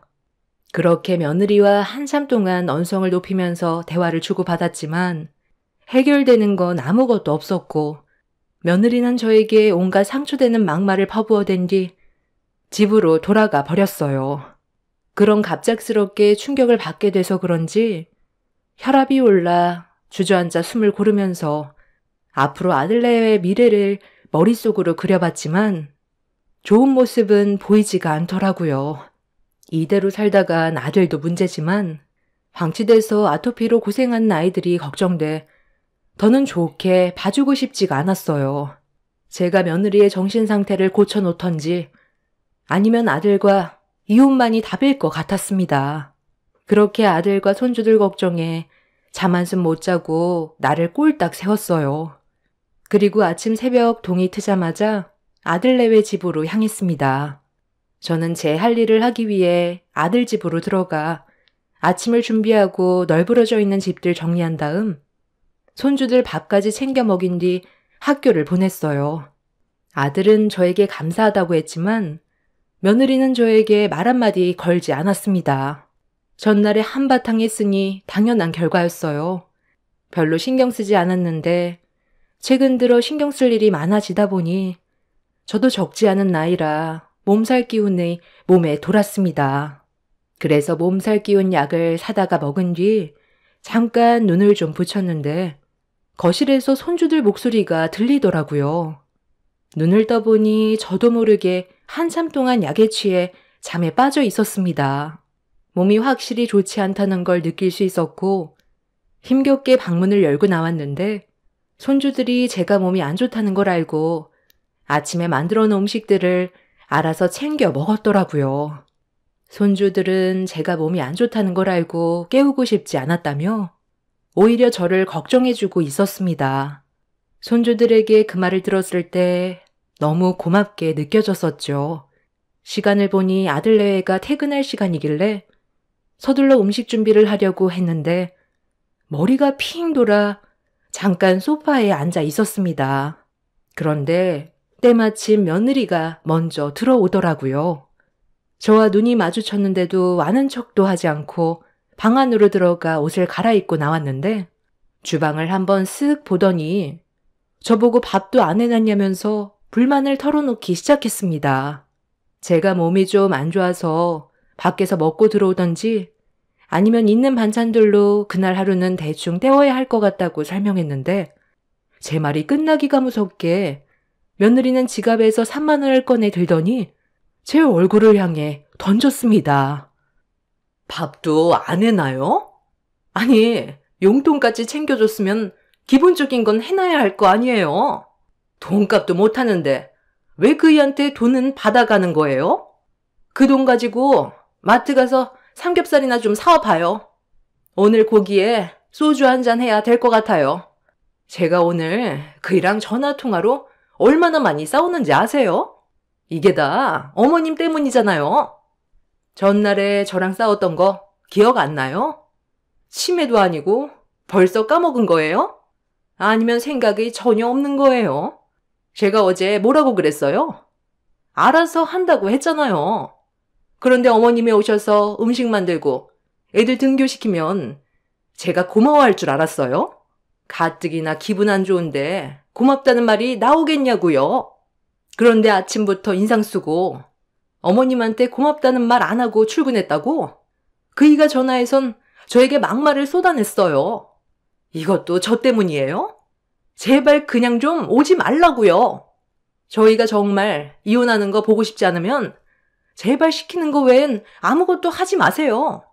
제가 와서 애들 등하교 해달라고 하면 그때 오면 되고 밥 해달라고 하면 그때 와서 밥만 해주고 가면 되는 거예요. 조용히 없는 듯 지내면 얼굴 붉힐 일도 없잖아요. 계속 간섭을 하니까 이런 문제가 생기는 거라고요. 가서 삼겹살이나 사와 놓치네야. 너 정말 정신 나갔구나. 놓친네? 얘가 심히 무서운 줄 모르고 최대한 좋게 해주려고 하니까 너는 내가 우습니? 어디서 어른한테 돈을 집어던져? 당신 내가 아까 뭐라고 그랬어? 가족끼리 얼굴 붉히지 말고 잘 지내보자고 부탁하지 않았어? 그런데 방금 뭔 짓 한 거야? 우리 어머니가 도대체 당신한테 뭘 잘못한 건데? 모든 게 우리 가족 걱정뿐이었잖아.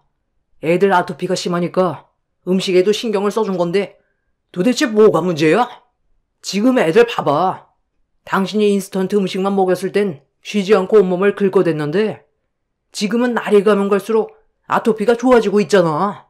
당신이 이러고도 엄마야? 이럴 거면 차라리 이혼하는 게 낫지. 당신 때문에 우리 애들 건강 안 좋아지고 지방 관리도 어차피 안 되는데 차라리 없는 게 훨씬 더 낫겠어. 당장 짐 싸서 나가.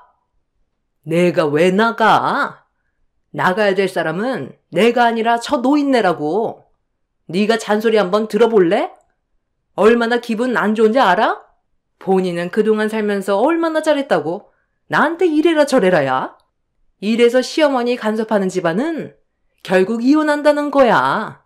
어머님이 이사 오기 전까지만 해도 잘 지내고 있었다고. 잘 지낸 건 아니지. 어쩔 수 없이 상황이 안 되니까 겨우 참고 살고 있었던 거지. 지금은 상황이 많이 달라졌어. 오히려 더 좋아지고 있는 중이라고. 어머니 없었으면 애들 아토피는 더 심해졌을 거고 온몸에 상처만 더 생겼겠지. 이 집 봐봐. 당신은 빨래도 제대로 안 하고 청소도 안 해서 집안이 돼지우리였는데 지금 집안이 어떻게 바뀌었는지 보라고. 이런 건 원래 당신이 해야 될 역할 아니야? 그런데 어머니가 해주셨으면 감사하게 생각해야지. 3만 원을 얼굴에 던지면서 삼겹살을 사오라고 시켜? 네가 아주 정신이 나갔지? 더는 안 좋은 꼴 보고 싶지 않으니까 당장 이혼하고 갈라서자. 차라리 그렇게 하는 편이 훨씬 낫겠어. 며느리는 아들이 이혼하자는 말에 화가 났는지 집안의 물건들을 모조리 때려 부수기 시작했어요. 그런 모습을 지켜보고 있던 아들은 곧장 사돈댁에게 영상통화로 전화를 걸었습니다. 그리고 난리치고 있는 며느리의 모습을 보여주면서 집안을 쑥대밭으로 만들어버린 며느리와 이혼을 하겠다며 전화를 끊었네요. 아들은 애들 보는 앞에서 그만하라고 했지만 멈추지 않고 오히려 더 난리를 피웠습니다. 다 필요 없다면서 통제가 되지 않는 모습을 보이자 아들은 저보고 아이들을 데리고 밖에 좀 나가 있으라고 하길래 손주들을 데리고 놀이터로 나왔어요. 그런데 잠시 뒤 며느리의 비명소리가 밖에까지 들리더니 맨발로 도망쳐 나왔는데 며느리의 얼굴과 머리가 만신창이로 변해 있었습니다. 급하게 달려온 며느리는 저에게 살려달라고 울고 있는데 쌍코피가 흐르고 있더라고요.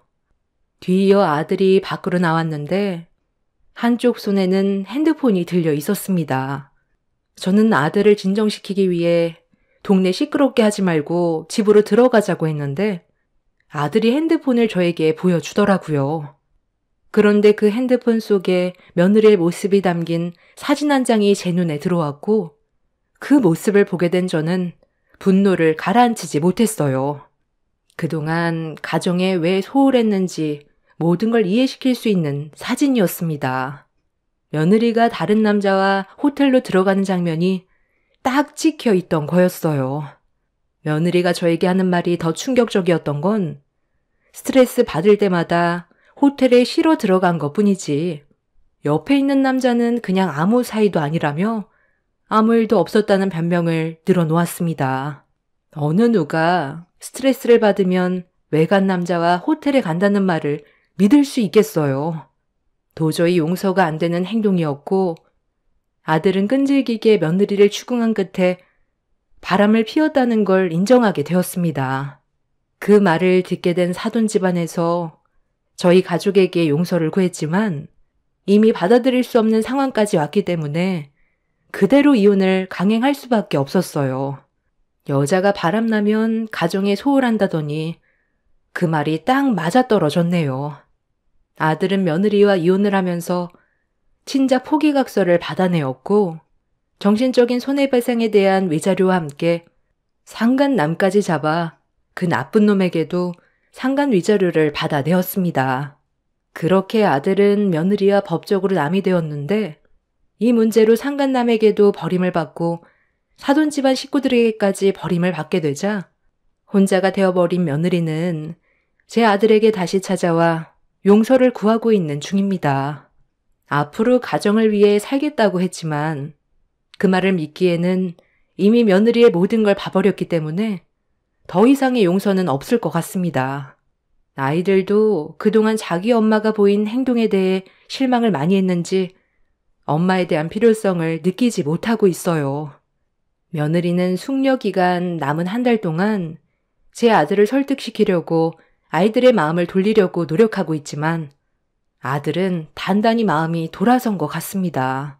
가정을 소홀히 하고 아토피가 있는 아이들한테 인스턴트 음식이나 먹이면서 본인은 외간 남자와 좋은 음식 먹고 다니면서 호텔에서 즐길 거 다 즐기고 지친 몸으로 집에 들어왔으니 아이들을 챙겨주는 게 힘들었겠죠.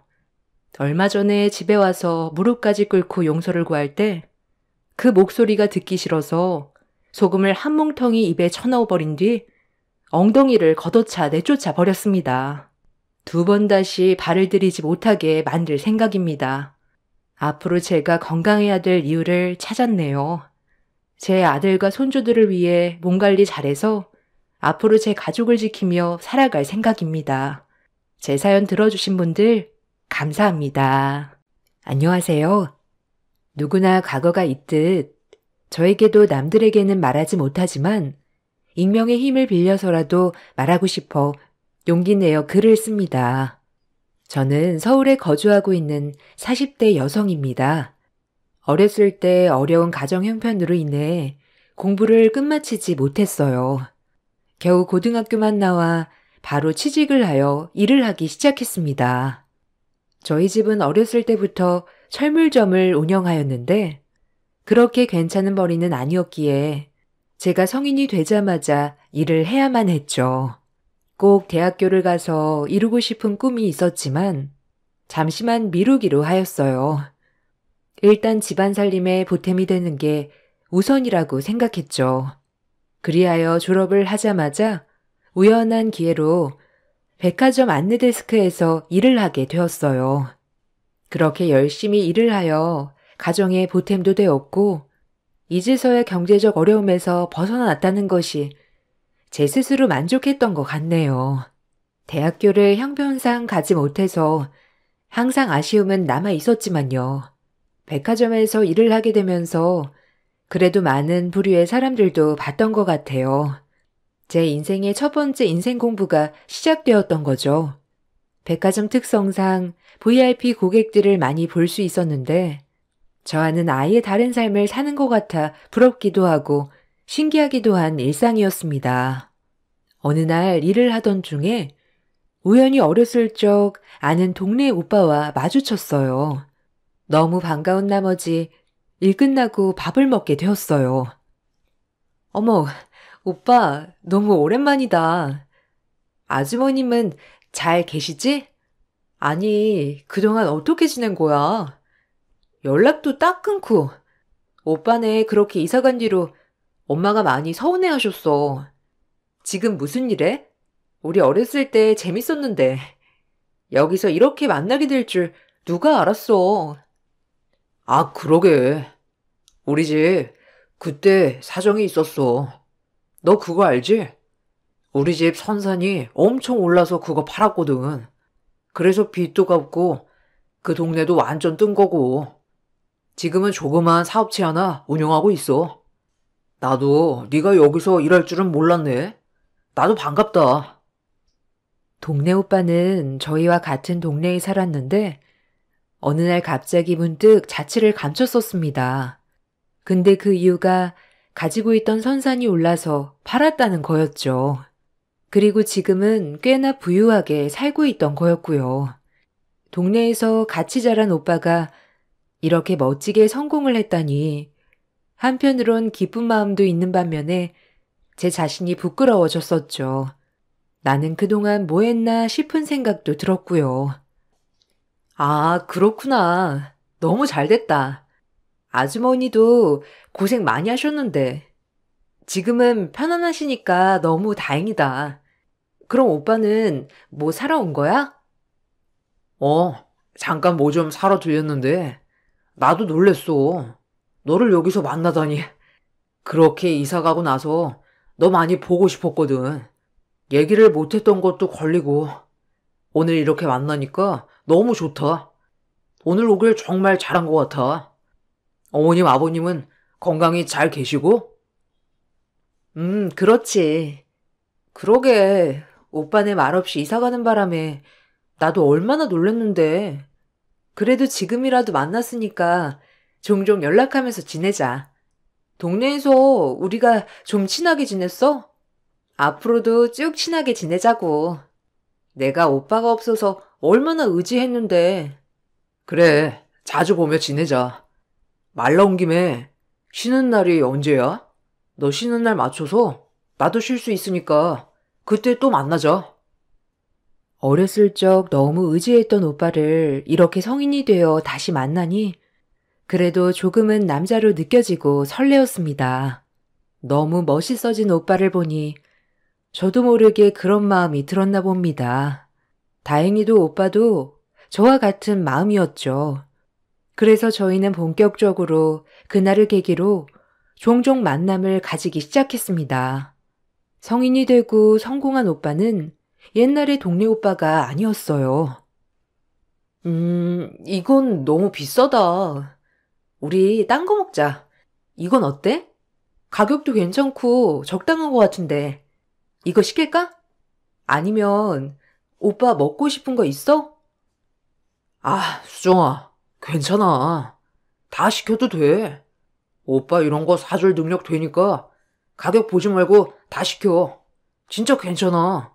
너한테 쓰는 거 하나도 안 아깝다니까. 이거 먹고 너 옷도 좀 사줄게.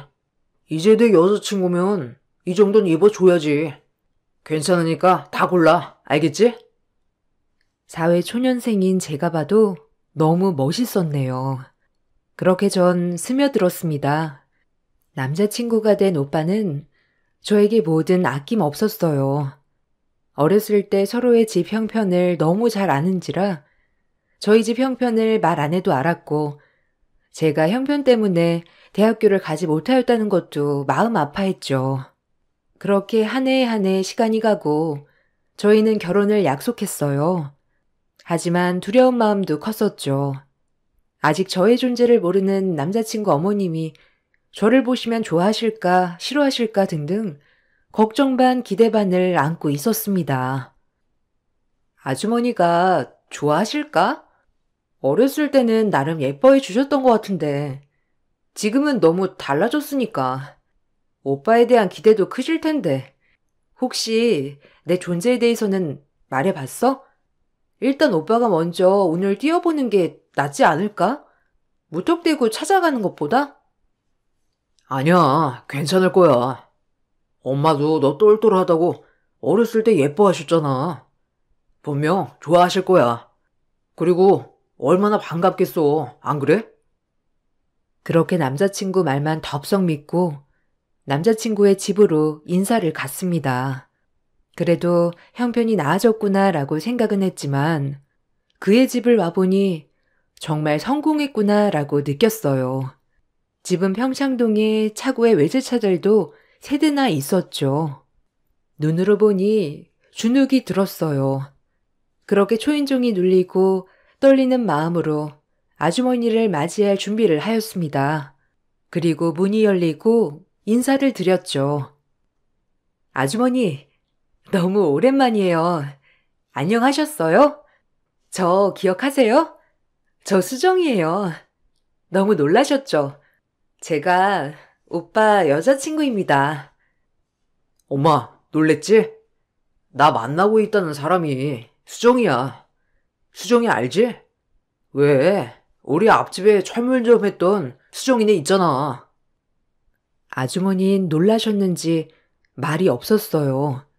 아니, 말을 하지 않으셨습니다. 아주머니의 침묵으로 모든 걸 알 수 있었어요. 아니, 수정이 오랜만이구나. 그래, 잘 지냈니? 여기는 어떻게? 아니, 그냥 뭐, 친한 오빠 동생이니 인사하러 온 거니? 아니, 수정이 내가 만나는 친구야. 말했잖아. 결혼하고 싶은 여자 있다고. 그게 수정이에요. 엄마도 수정이 어렸을 때 똘똘하다고 많이 좋아했잖아요. 맨날 며느리 삼고 싶다고 했으면서, 안 그래? 수정이 부모님도 엄마 되게 보고 싶어 하셨대. 뭐? 결혼? 너 무슨 결혼이 장난이니? 만난 지 얼마나 됐다고 결혼이야. 수정인 반가웠고 인사는 했으니 돌아가거라. 그렇게 어렸을 적 친하게 지냈던 아주머니, 아니 예비 시어머님께 문전박대를 당했어요. 아무래도 어머님은 나아진 경제 상황만큼 그에 맞는 며느리를 바라는 것 같았죠. 저는 어머님께 어렸을 적 가난한 철물점집 딸 그 이상 그 이하도 아니었습니다. 그렇게 저희는 문전박대를 당하고 밖으로 나오게 되었죠. 처음 겪는 상황에 얼떨떨하기도 하고 눈물이 주르륵 흘렀어요. 미안해, 수정아. 내가 미리 엄마한테 말을 했어야 했나 봐. 엄마가 너무 놀라서 그런 것 같아. 다음에 다시 와서 인사드리자. 다음에 와도 변하지 않으실 것 같은데? 우리 결혼할 수 있을까? 아주머니는 내 형편을 다 아시니까 싫으신가 봐. 이제는 오빠네 집이랑 비슷한 환경을 가진 사람이랑 결혼하길 바라는 것 같아. 자신 없다. 이게 맞는 건지도 모르겠어. 그렇게 그날은 문전박대를 당하고 돌아가야 했어요. 저는 집에 가서 펑펑 울었죠. 이 모든 것이 가난해서인가? 내 직업 때문인가?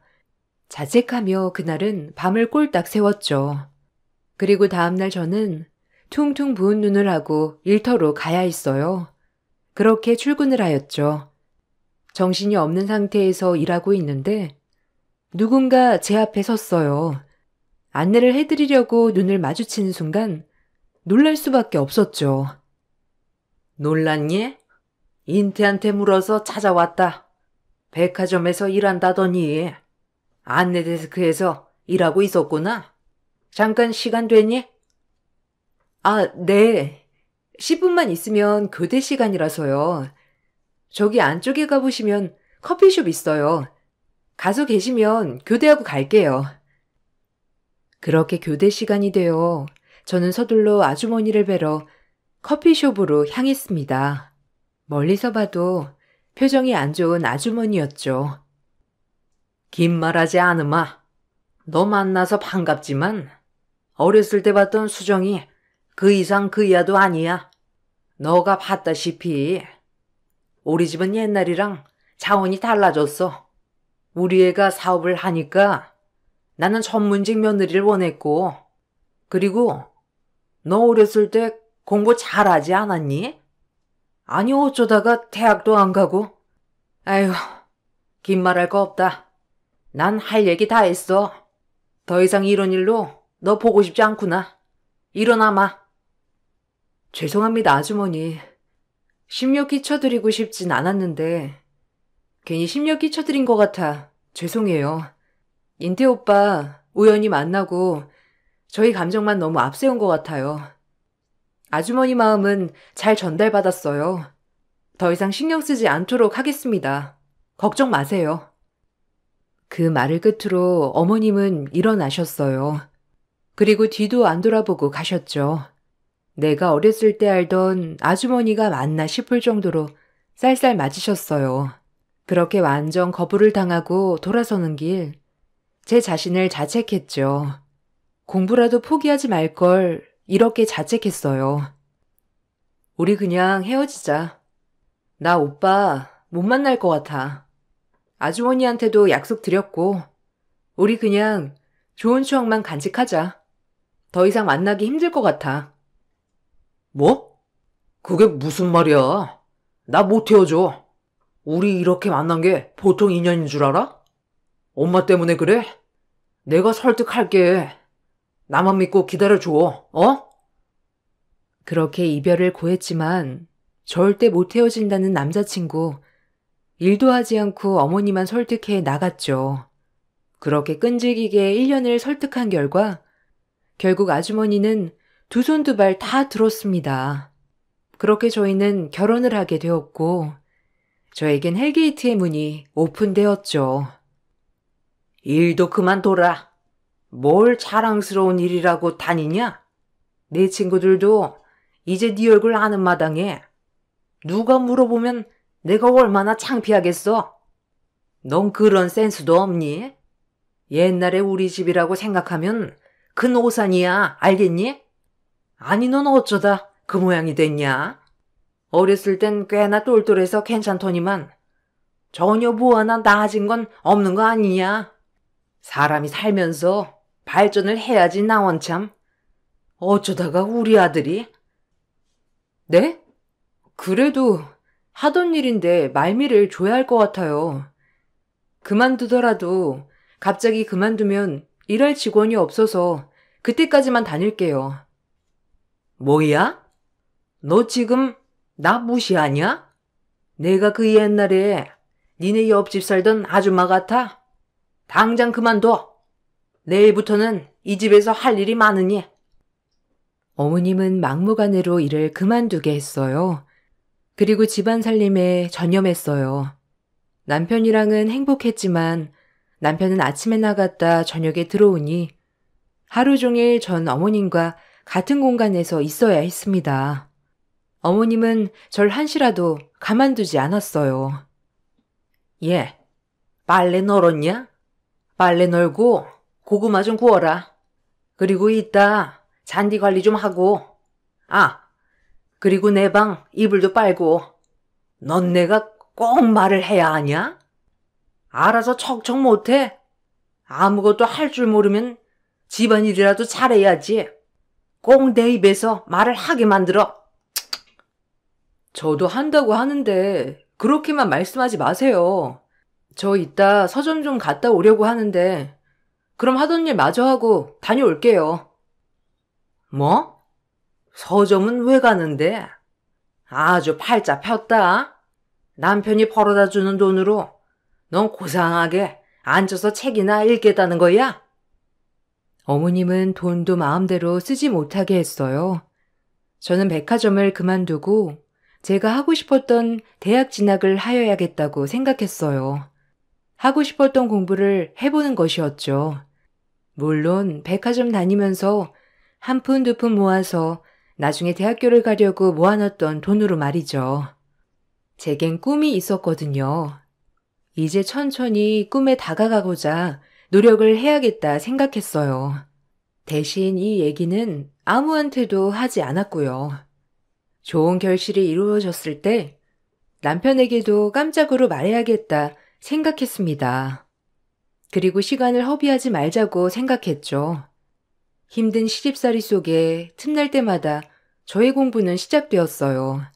심적으로 육체적으로 힘들었지만 꿈을 이룬 내 모습을 생각하며 열심히 했네요. 그 와중에 시어머니는 저를 볼 때마다 폭언을 일삼았어요. 저도 심적으로 많이 지쳐있던 상태라 견디기 힘들었고요.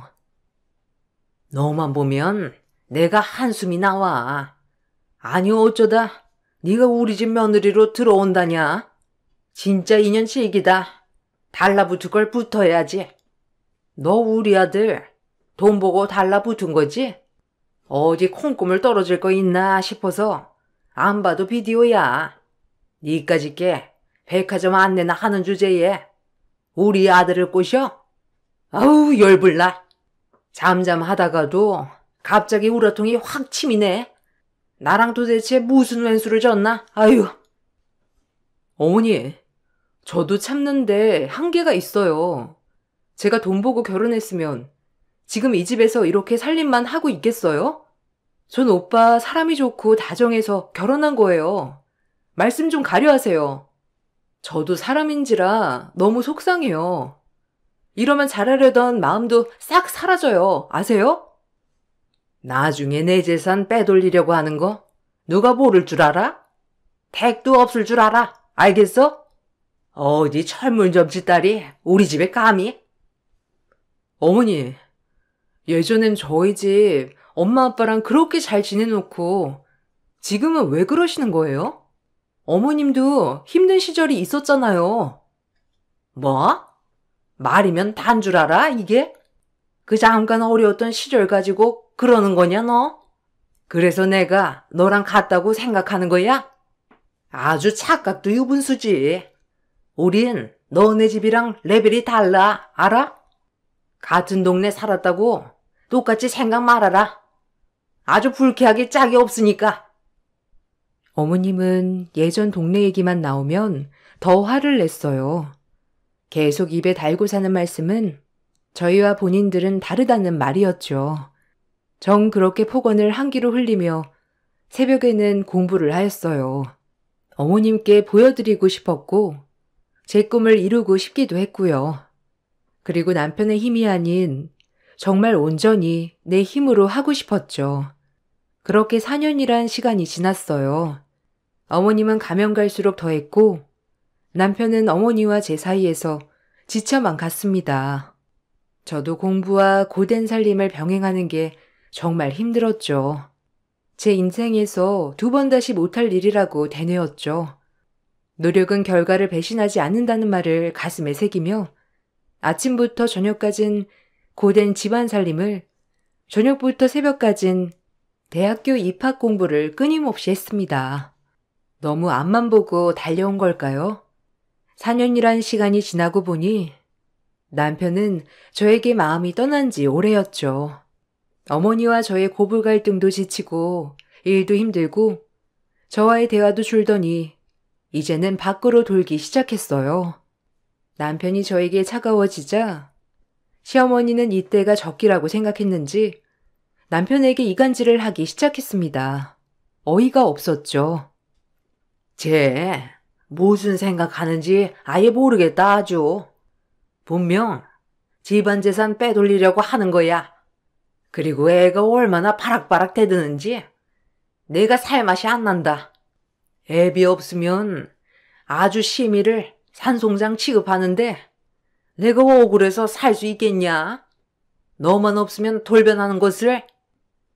뭐? 엄마 말이 사실이야? 당신 집에 있으면서 어머니한테 말대꾸하고 그러는 거야?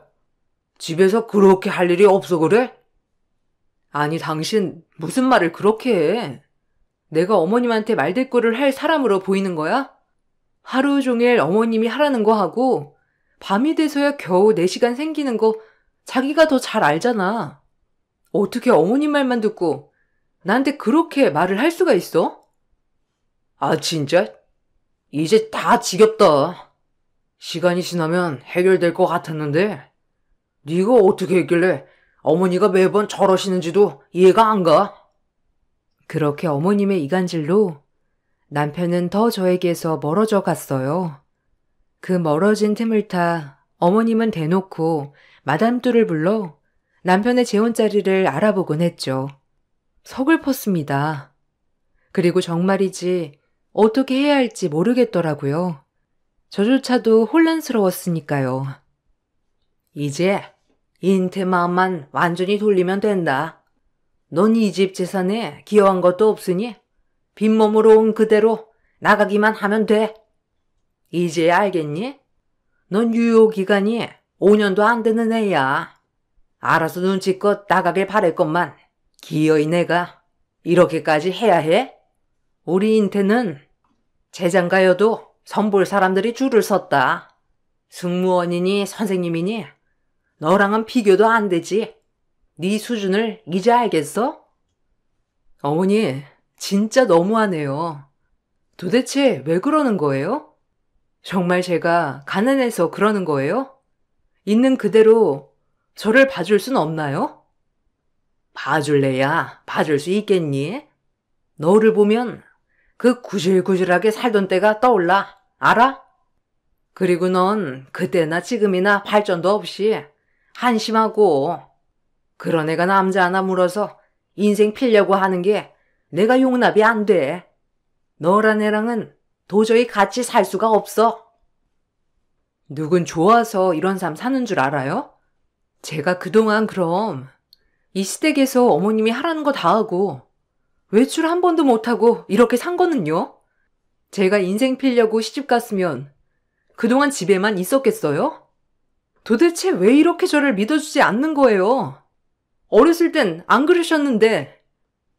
아무것도 가진 게 없는 애가 몸으로라도 때워야지 안 그러니?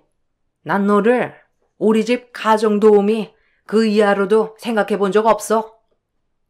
충격적이었죠.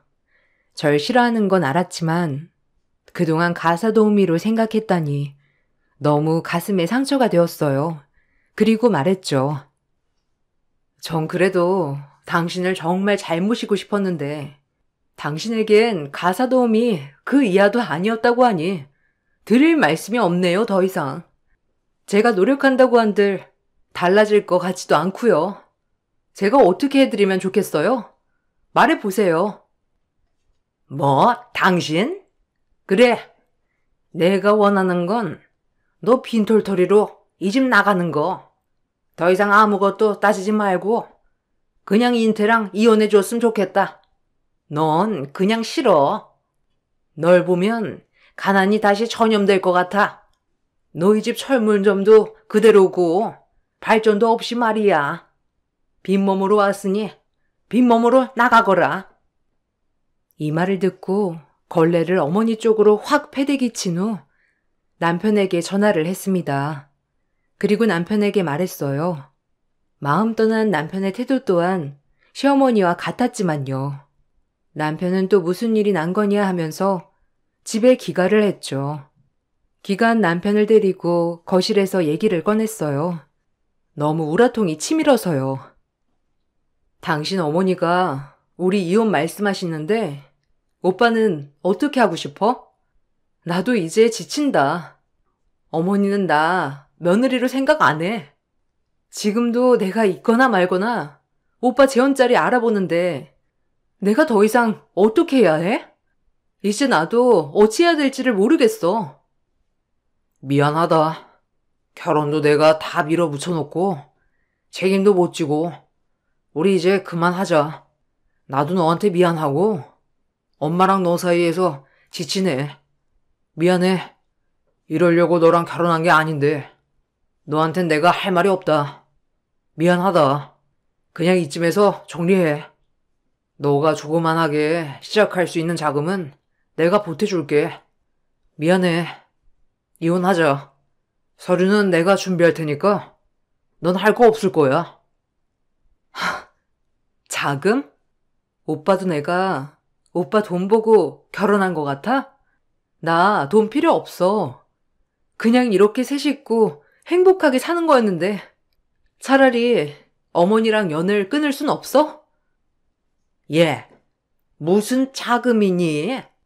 얘가 한 게 뭐가 있다고? 절대 안 돼. 빈몸으로 나가라. 더는 말할 필요도 없어. 내일이라도 당장 나가. 결혼 전 저를 끈질기게 설득했던 거와 달리 지금 남편은 스스로 저를 놓았어요. 그리고 이젠 지친다고 하였죠. 세상이 무너지는 것만 같았어요. 계속되는 시어머니의 폭언, 지켜줄 수 없다는 남편을 보고 있자니 이 집에 내가 있을 필요는 없다고 느꼈네요. 내 그럴 줄 알았지. 너한테 질린 게야. 이럴 줄 알았으면 혼인신고도 말리는 건데 굳이 우리 아들한테 이혼남 딱지를 붙게 만들다니. 내가 그때 어떻게 해서든지 결혼을 뜯어 말렸어야 했는데 하여튼 인태 너무 생각 잘했다. 지금이라도 얼른 나가. 그래서 저는 바로 소송으로 들어갔습니다. 그렇게 위자료를 한 푼도 주지 않으려는 시모를 무시하고 악착같이 소송에서 제 몫은 챙겨 나왔어요. 그동안의 시모의 폭언, 부당한 대우, 증거물들로 시모에게도 혼인 파탄의 책임을 물어 위자료를 청구했네요. 그리고 고시원을 알아봤어요. 수중에 남은 돈과 준비하고 있던 공부를 해야겠기에 당장 친정으로 돌아갈 수는 없었어요. 그렇게 이별의 아픔을 오로지 공부로 풀었습니다. 그 후 저는 원하던 대학교에 합격할 수 있었어요. 그것은 의대였어요. 어려서 꿈인 의사가 되기 위해 제 꿈으로 한 걸음 다가섰습니다. 그리고 원하던 대학생이 되었어요. 당장 이혼을 했다는 슬픔이 있었지만 오히려 아무것도 생각 안 하고 학업에만 열중할 수 있어 좋았네요.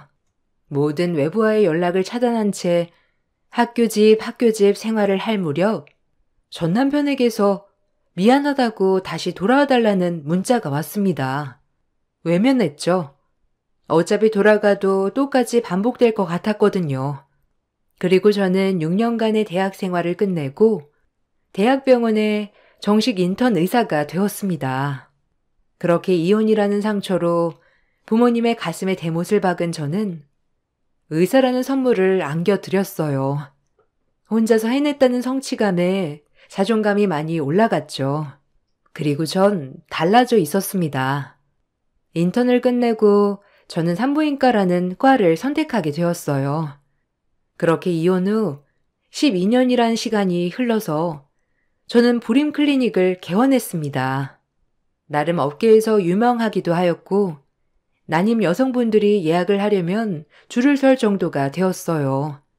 그렇게 일에 치여 살았고 제가 맨손으로 읽어낸 기쁨이었죠. 한번 결혼에 실패한 탓에 결혼은 다신 하고 싶지 않았어요. 하지만 그 시절이 있지 않았다면 지금의 저도 없었을 것이기에 항상 겸손했죠. 불임 클리닉에는 결혼한 지 오래된 부부들도 많이 왔고 아이를 너무 원하지만 가지지 못하는 마음 아픈 환자들이 많았죠. 그들의 마음을 헤아리며 임신을 도와주는 것이 저의 역할이었고요. 짧게는 1년, 길게는 7년까지도 꾸준히 다니는 환자들도 있었습니다. 그렇게 진료를 보던 중 저에게 일생일대의 통쾌한 사건이 발생하네요. 에구, 이번엔 착상까지 됐었는데 아무래도 배아가 많이 약했나 봐요.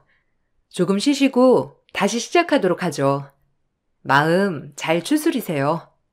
그래도 냉동배아들이 아직 남아있어서 다행이에요. 조금 회복하시고 다음번에 다시 하는 걸로 하죠. 오늘은 들어가세요. 선생님, 저 아이 가질 수 있는 걸까요? 시댁에서도 아이를 너무 원하고 저도 자꾸 이렇게 실패하니 조급해지네요. 아휴, 환자분 잘못이 아니에요. 그러니까 너무 죄책감 가지지 마시고 우리 예쁜 아가 올 날만을 기다려요. 시험관의 끝은 해피엔딩이니까요. 그렇게 5년을 시험관 진행을 했던 환자가 오는 모습을 보니 마음이 아팠어요. 그렇게 한 번 더 시험관을 진행하기로 하고 약속을 잡고 환자분은 돌아가셨죠. 그렇게 다음 진료날이 되었고 제가 잠깐 진료에 늦은 날이 있었어요. 사복을 입고 얼른 진료실로 들어가려고 하는데 낯익은 그림자가 보였죠. 12년 만에 전 시어머니를 만났습니다. 저의 오래된 환자의 시어머니로 말이죠. 12년이 지난 지금의 모습도 여전히 표정에서 표독스러움이 드러났습니다. 전 시모는 저를 보고 놀랐죠. 어머, 아니, 너도 여기 다니니? 아니, 못 배운 게 애도 못 낳아서 어쩌니? 진작에 내쫓길 잘했지. 역시 너는 뭐래도 안 돼. 오늘 채소 옴부트려나? 하필 이런 데 와서 너를 만나다니. 아유, 재수없어. 네가 불임이었다니. 아주 가지가지 하는구나. 역시 내 선택이 옳았어. 아줌마, 말 다 했어요, 지금? 유감인데 아줌마 며느리 내 5년째 여기 단골 환자야. 내가 여기 환자로 보여? 웃겨 정말? 뭐? 네 환자라니? 아니 그게 무슨 말이야?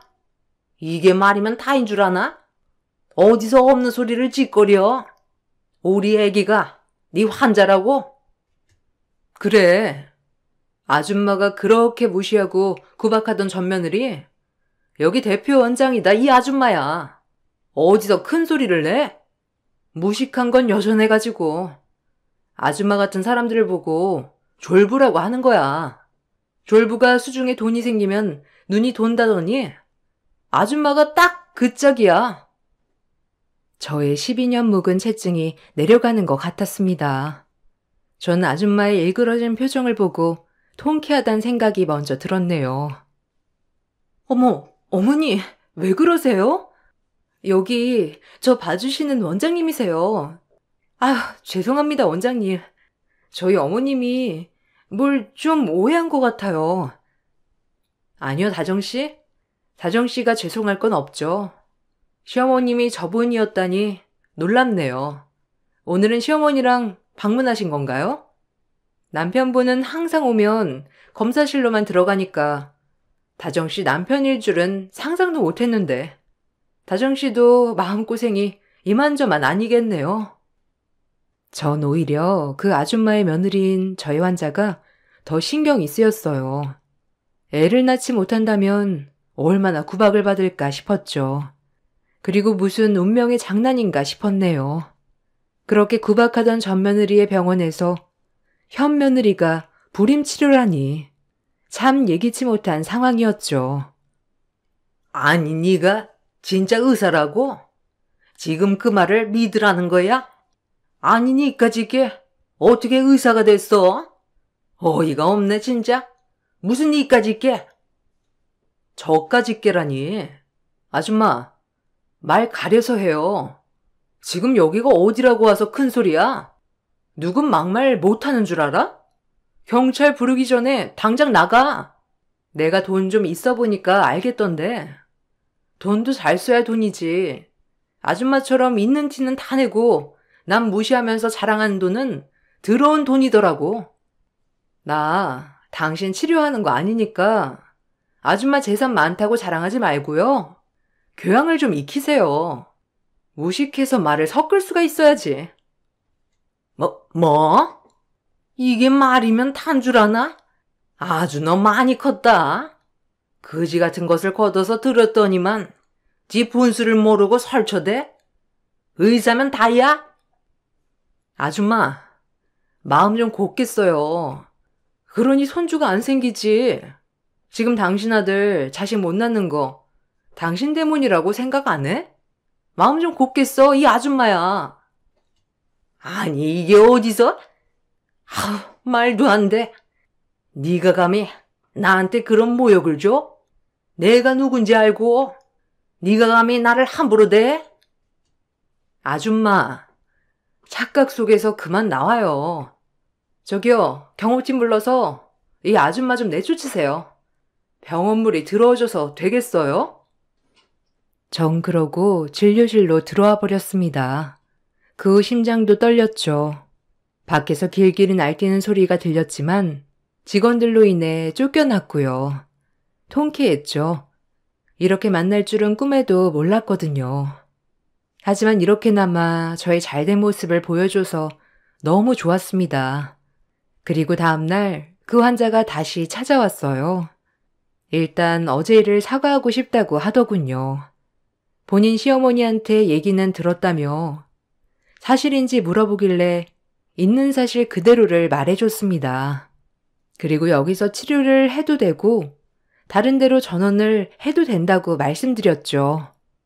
다정 씨도 많이 놀랬겠어요. 전 시어머니 맞아요. 저도 놀랍네요. 제가 의사 되기 전 며느리였거든요. 전 4년을 그 집의 노예였어요.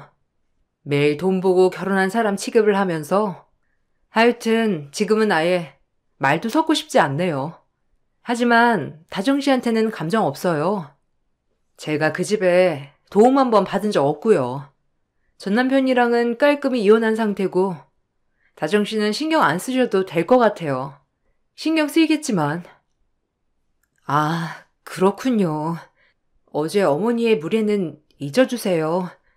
저는 선생님한테 남은 치료를 받고 싶긴 한데 아무래도 선생님이 불편하시겠죠?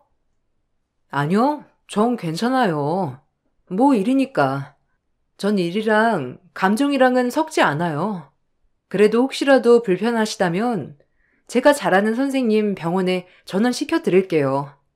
그 선생님도 아니면 유명하신 분이니 다정 씨도 괜찮으실 거예요.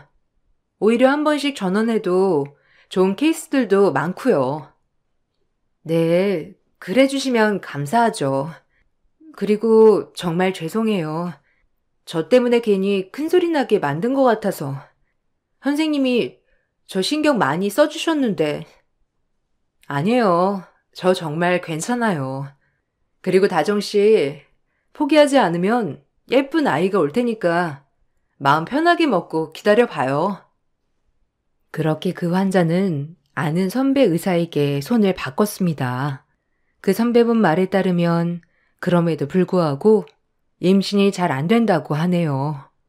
그 환자분은 아무 죄도 없지만 전 시어머니를 생각하면 그럴만하다 생각했네요. 그리곤 그 선배에게 더 이상 소식을 듣지 않았습니다. 제 최고의 인생 공부는 첫 번째 결혼 실패인 것 같아요. 지금은 그 실패로 인해 이렇게 사회에서 멋지게 성공할 수 있었고, 그때 당시만 떠올리면 잘 버텼다고 생각이 듭니다. 그때 그냥 아무것도 나아지는 거 없이 구박만 듣고 살림만 했다면 제가 이렇게 될 수 있었을까라는 생각도 들고요. 힘들어도 시집살이와 공부를 겸하길 정말 잘했다 생각했어요. 전 남편 때문에 결혼이란 환상이 다 깨졌지만 이제 다 잊고 좋은 사람 만나 저도 재혼을 준비해 보려 합니다. 아무한테도 할 수 없는 저의 이야기지만 오늘은 이렇게 글로나마 풀어봤네요. 여러분들도 실패했다고 좌절하지 마시고 내 자신을 믿고 달려가다 보면 좋은 일은 반드시 올 거예요. 제 사연 끝까지 들어주셔서 감사합니다.